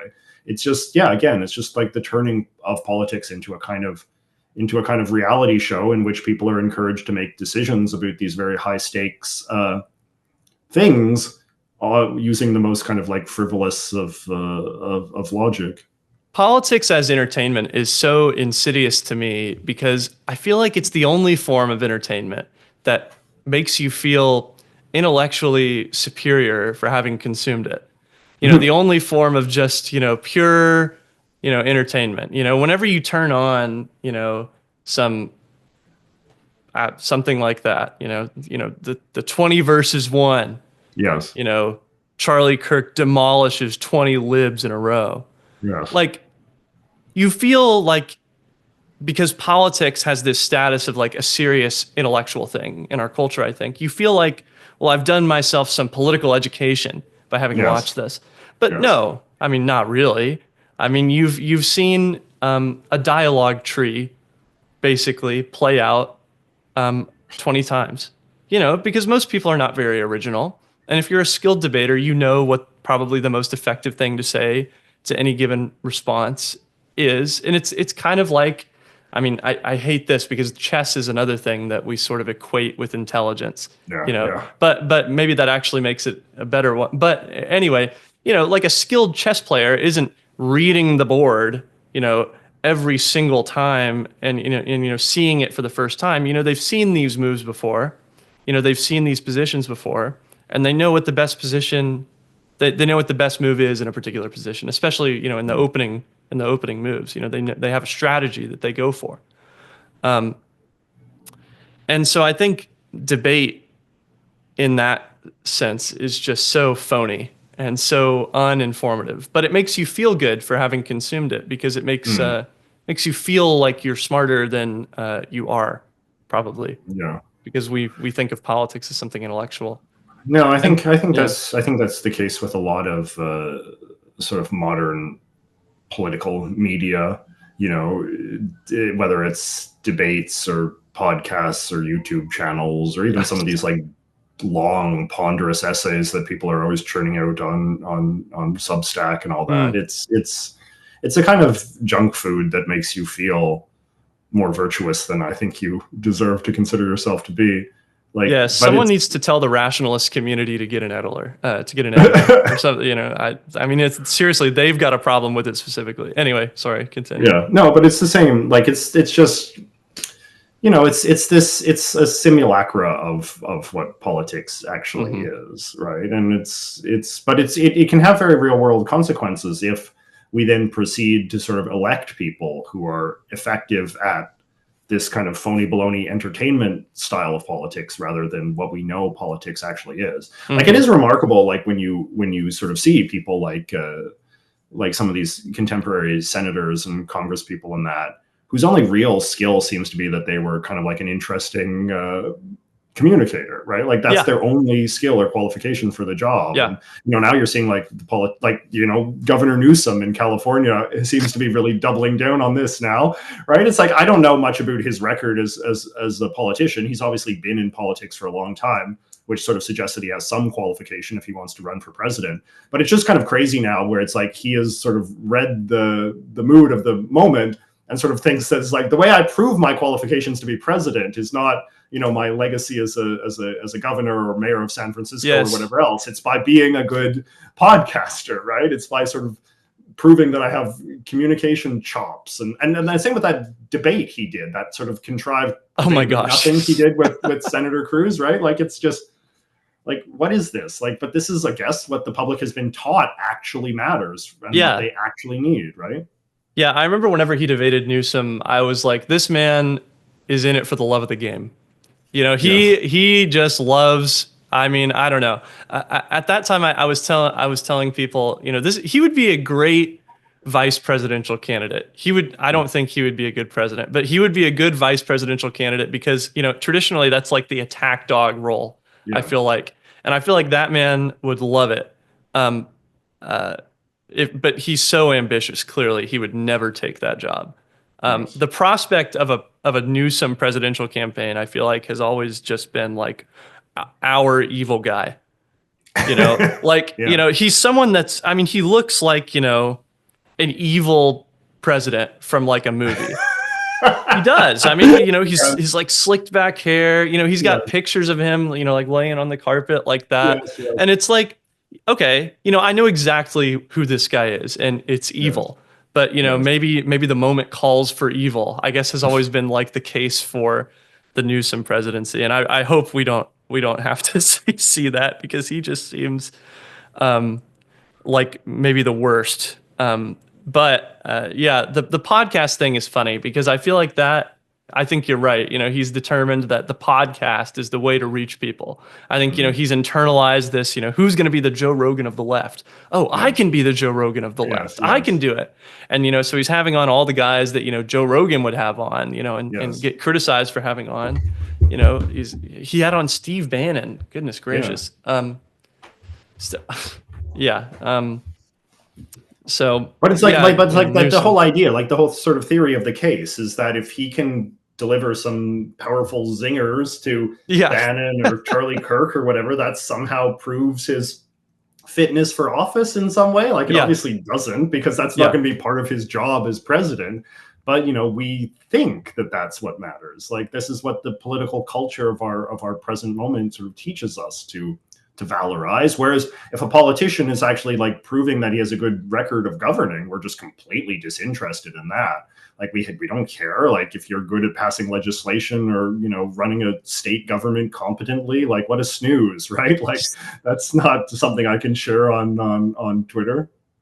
Yeah, it's before I forget, I think it's interesting, and not to derail too much, but earlier you mentioned, we basically have a, similar ideas, and I think that that's true.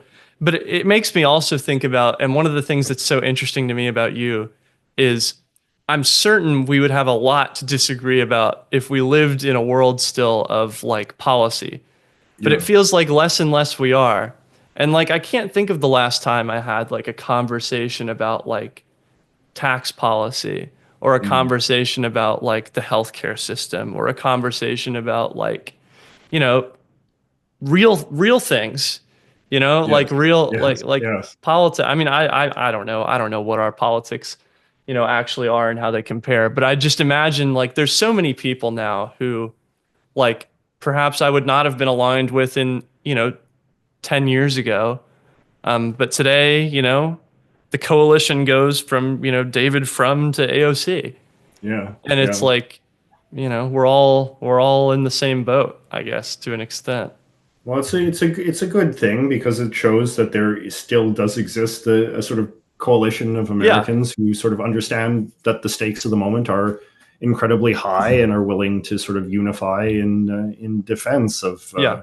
of American democracy and American institutions and the constitutional order and all the rest of that. And you kind of have to form those coalitions in order to go back to Yeah. the Yeah. normal politics, right? I mean, it's the same, it's the same whenever people are effectively fighting authoritarian movements. They have to Yeah. sort of form a broad coalition, and then Yeah.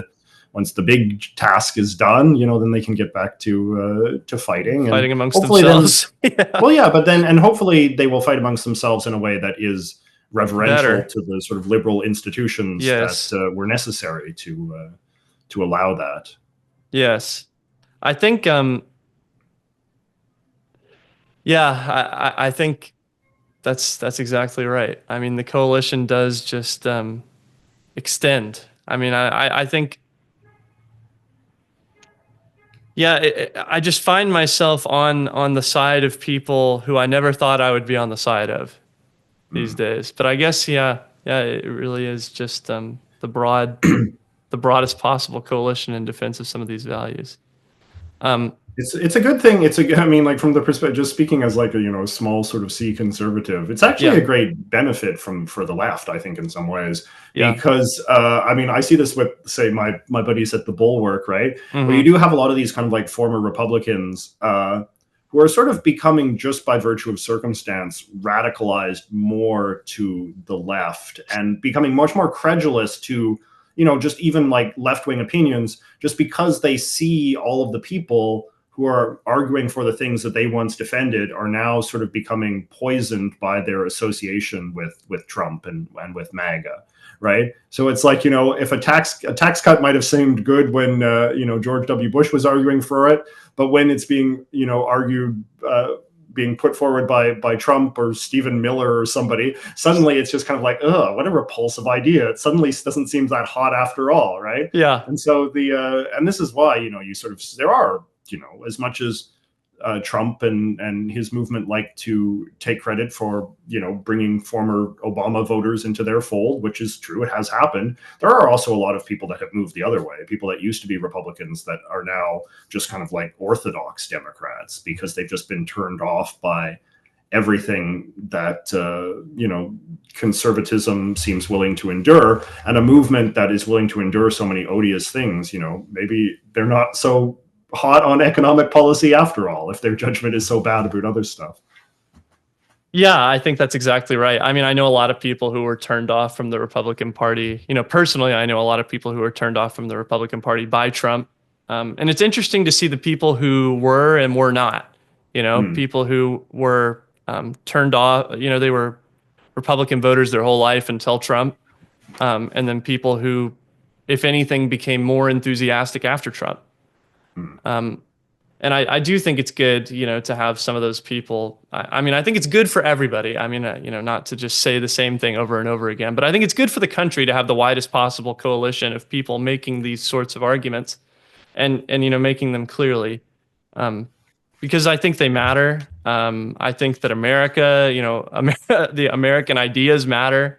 Yes. And it's, if I was to give myself any sort of like political project, if I was to describe, I think what my political project is, it would be that, trying to articulate a positive vision for liberalism that that I feel like I believe in, and so I think more people should do that. Well, So it's very, selfishly, oh, yeah, it's inspiring, Ryan. It is legitimately inspiring when I hear sort of young people like you articulate a sort of positive vision, and when I see people like you and Andre, our mutual friend, and yeah, sort of other people that I feel like are sort of practicing this as young people, just because as I get older, like we said at the beginning of the conversation, like one thing that you do notice is that you sort of see things kind of like rise and fall, and they're just starting off as little seeds, but you're like, okay, I'm going to keep an eye on this, because if there's one thing I've learned, it's that little seeds can often grow into big things over the course of time. So people are going to get bored of this current moment. There will be a time, and I feel this very confidently, like there will be a time at which MAGA seems lame and dated, or is even largely forgotten. And our politics will be defined by sort of new strains and fads and movements and characters and all the rest of this. And, I think there's no reason to believe that the kind of politics that you represent and embody could not be one of those dominant strains one day. I mean, yeah, there's no reason, like, if the alt-right, could rise and be ascendant in that way, like, or even some of these, like, left-wing characters that are now so yeah. popular on YouTube and elsewhere, right? Like, there's nothing to say that a Who healthy kind of knows? Yeah. democratic liberalism could not be a dominant and one day seem like a very fresh and interesting force that a lot of people will have time for. So Yeah, one of the things that I thought about after our conversation the other day is the extent to which, a belief or support for kind of liberal ideals is motivated by, for you, a kind of conservatism, and then for me, perhaps almost a kind of progressivism, because I feel like, the entire political world that I've grown up with is Trump, basically. yeah, It is Trump. I mean, I remember Obama being president, but I don't remember really. I mean, the first time he was elected. I remember Bush being president, but I don't really remember anything about the Bush era. I don't yeah, remember any of Bush's politics other than what I've read later about Bush's politics. yeah, And then I remember sort of Obama, but really the first election that I really was like, I was, how old was I? I must have been like 14 or 15 whenever Trump was elected. amazing, Right. And so like, I remember the Romney one, but like, I wasn't yeah, super, I was always more involved with politics than, an average probably person of my age. But, 2016 was really the big one. And so it almost feels like, liberal democracy is something that almost has like never existed for me, yeah, and that's probably exaggerating it a little, but I think perhaps for you it feels like going back to a world that made more sense, and then for me it feels like progressing to a world that has not existed. yeah, Yeah, That's an and interesting way to put it. Yeah, I'm not sure how much that corresponds to reality, but I have noticed myself thinking about these liberal democratic ideas in the sense of we need to build these things instead of like we need to return to these things, even though practically that would probably mean very similar things. But I wonder how much of my own mental construction of what that means is modified by the fact that, almost all of my political consciousness exists in the age of Trump. And in the time where we've had, a serious contingent of American politics that's like against these things. I don't know. It's an interesting sort of thing to contemplate. Yeah. It's funny to me because like I think about like when I was your age, it was the Bush administration, and I was like very sort of like politically aware and engaged. Yeah.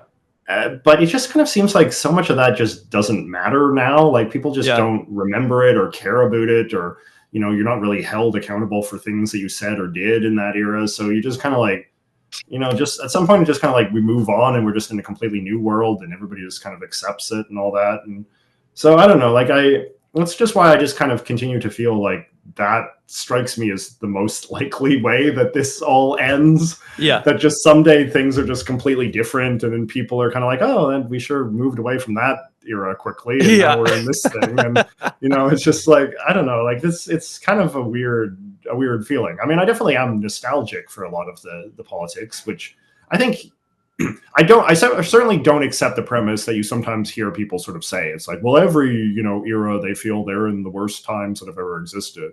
Yeah. Right. I feel like, that is maybe true in some degree. In certain periods of history, people are obviously very pessimistic.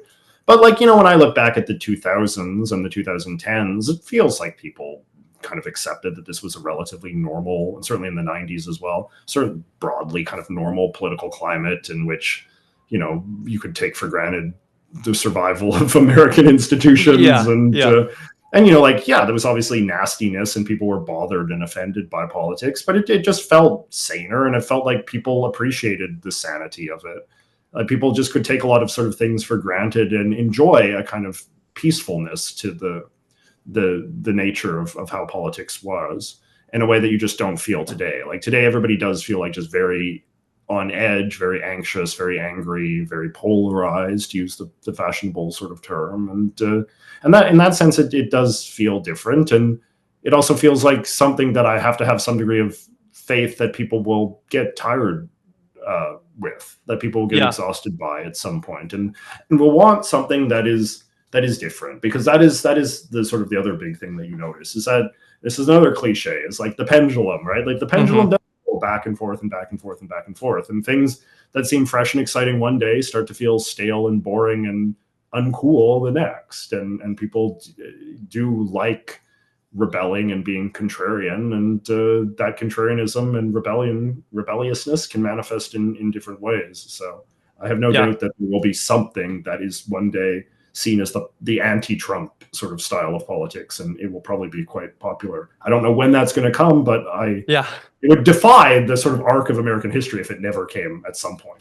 Yeah, I mean, certainly I think the idea that Trumpism is just going to remain the dominant ideology of American politics forever and ever, amen, is going to be like, that doesn't make sense. Eventually, I mean, I think Trumpism, kind of has the problem of, I mean, what is Trumpism really for? I think that there's certain people around Trump who certainly believe in things. Like JD Vance, for instance, just to go back, to the guy. But but Trump himself, I can't even articulate what his like political project is. I mean, other than just like, self-aggrandizement and like and self-preservation. And like you said before, like just like you said, I think a sort of you said a kind of xenophobia, which I think is right. And I would sort of expand it even more to sort of say, just kind of like a general paranoia about basically everybody who's not him. Yeah. Right. Like a kind of just a sort of sense that the world is just full of sort of wicked scammers and people ripping you off. And and it's all dog eat dog and all that kind of thing. And he seems to be against the very concept of allies. The fact that we could have allies, it seems like does not like compute with his brain. And so because of that, we're throwing away our entire global position. But just because the concept of allies seems totally what's in it for them is what he's just always thinking, right? Like if anyone's it's like very zero sum, right? Like if anyone's happy, it must be because they've taken something something from you, right? And that's obviously like how he's always lived his life as a real estate guy and all the rest of it. It's like the world is just you seen that film, The Apprentice? Like, I haven't. Did you watch it? Was it good? no, but I saw some clips of it, and it's like, Oh, you know, the way gotcha. that his father is portrayed is Oh, just kind of yes. like, Yes. the world is just out to get you at all Uh-huh. times. And, you know, I mean, his father apparently even had that attitude towards the children, right? Like, Yeah. no one can ever be joyful except when it's coming at sort of my expense. And Yeah. so as a result, Yeah. like, and that's why, of course, Trump inevitably betrays everybody in his inner circle, Yeah. because they're always sort of seen as a threat. He cannot enjoy the joy of anyone except himself, and that's why he Yeah. has to be just constantly praised and worshipped in this kind of way. Yeah. I guess you know, I mean, I guess how do we save liberal democracy, JJ? What's the move? I mean, what's the solution? You think there is one? It does seem like there is a war of ideas. Like, I Yeah. mean, it does sort of, like, you know, I don't want to be like, it's very easy to sort of say that, like, oh, well, you know, people in our position, we're not doing anything really of significance. All we're doing is yapping away, and, you know, Yeah. the real fighting is done on the streets and all that. But I remember somebody sort of said after Trump's second victory, it was like, in some ways, like, people are so online now, right? Yeah. Like, when somebody is sort of saying, like, you know, get out and touch grass, really, we should be telling the touching grass people to come inside and spend more time on the computer, because otherwise you're going to, like, just miss a lot of the way that the culture is evolving. Yeah. So I do think that those of us that have platforms kind of have to think seriously about our platforms, and have to use our platforms for good. And I think especially, you know, people have to think about, you know, younger people in particular, and what sort of information diet younger people are being subjected to, and what is missing from their diet, and is there any sort of way that you can sort of seek to provide that if you're in a position like myself. And if you're not in a position, as you know, because obviously not everybody's a YouTuber or a podcaster or whatever, you think about the kind of stuff that you're sharing, the kind of stuff that you're exposing your friends to, what kind of you know, videos or tweets or you know, Instagram posts or memes or whatever that you're choosing to share. And because we know that, you know, people have a lot of influence on their peer groups, right? And so I think to sort of just resign yourself and to think that you have no agency in sort of building the world that you want to see is the most dangerous opinion. Yeah, you certainly can't do that. I mean, one of my really early videos that I made that, you know, is not really watchable now. I can't, it's just so poorly edited. But, you know, I talk about how important it is to just, you know, you have to just keep trying. You have to just believe in something. And even if you feel like you can't, you simply must. And I think that's probably true. I think that's probably true for liberal democracy as well. I would like to see, I mean, this is something that I kind of have only sort of an ill-defined sense of, and actually I think is a sort of issue of some tension I would have with some progressives, is that I just kind of do feel like schools need to get better at some level. Like, there's a part of the story where it's like schools have kind of like clearly dropped the ball in some profound way to have sort of midwife this weird generation of young people who are radical and odd and ignorant and, you know, credulous and all these kinds of like bad things. And it's like, again, like, I don't have a fully formed theory of this. You know, I don't want to be a sort of tendentious right winger and just sort of say it's all these, you know, lazy, good for nothing unionized teachers who can't do their jobs or something. But they're clearly like, there is something wrong with the education system that can produce a public that is this ignorant, right? And so I do think that conversation has to factor in some ways, because whatever we're doing in the realm of public education is clearly not serving the interests of the polity, right? Yeah. So. Yeah, I have no idea about how to fix the education system more broadly. I worry a lot about literacy. Yes. Literal, like, you know, that worries me a lot, is literacy, especially in adults. That would be like, you know how like all the first ladies have like a thing, you know, they have like some sort of policy area that they focus on. Adult literacy, I think, would be my thing. That would be my first lady thing. No, I agree completely. Literacy is something I care a great deal about. Yeah. Right. So it's, yeah, I mean, I don't know how you do it though. Like I don't know either. Yeah. And it's, you know, I mean, I do think though that, like, you know, I don't mean to sort of press this point, but I do think that like progressives often are very resistant to reforms in the education system, especially when it comes to like curriculum type reforms. And I just think that has to be part of the conversation. Like a conversation about education policy cannot just be endlessly praising teachers as how great they are and patting them on the back and saying they deserve more money. Like, fine, whatever, that can be part of the conversation. But clearly we're dealing with something bigger than just that, than just, are teachers being respected enough, yes or no? Like, we have to, I think, have a more sort of comprehensive understanding of what it means to talk about education policy and what we want the public education system to be, producing, other than I think just some of satisfy that, teachers. and I don't know how it is. I don't know how it is in Canada, but in the United States, a common theme is that a lot of these like civics, history, those types of this may just be a Texas thing, but those are jobs that coaches have. Yes. And Yes. Same here. Yeah. You have those jobs if you are wanting to coach, but you also have to teach. Yes. Yes. And so you have a whole lot of people who don't. I mean, God bless all the wonderful teachers out there who are teaching, coaches and teachers who are doing these subjects that they don't really want to do. But I think that there's been kind of a downgrading of the importance of those subjects and maybe this is my liberal arts degree talking, but in a way that I think is probably unhealthy for society.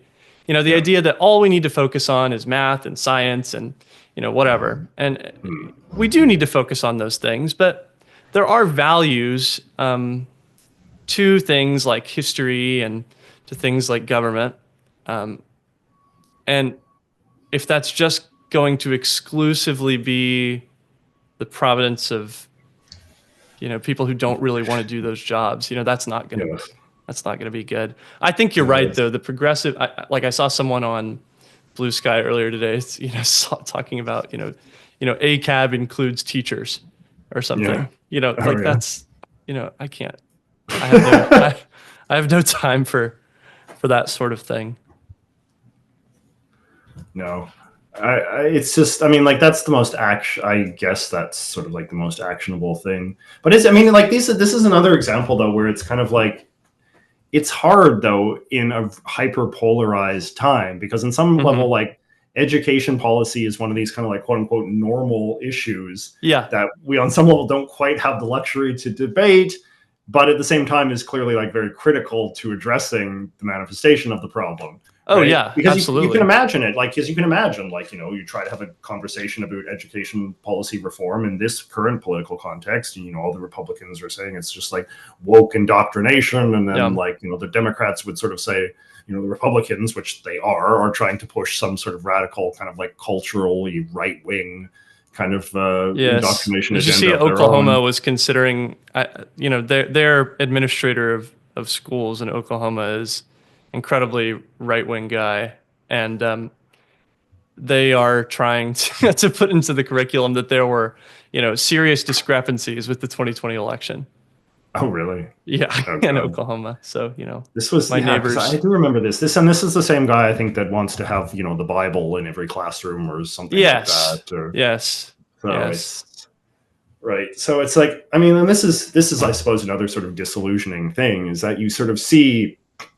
It kind of goes what I said before about sort of like, former Republicans kind of getting radicalized to the left just by virtue of how odious the conservative movement has become, right?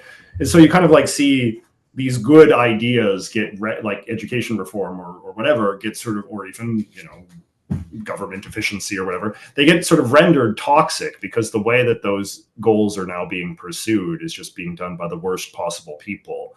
And so to even like bring up those ideas then conjures up memories of those people, and you want nothing to do with it, right? So that's who doesn't in a plain tabula rasa world, who doesn't want the government to be efficient? Obviously we want the government to be efficient.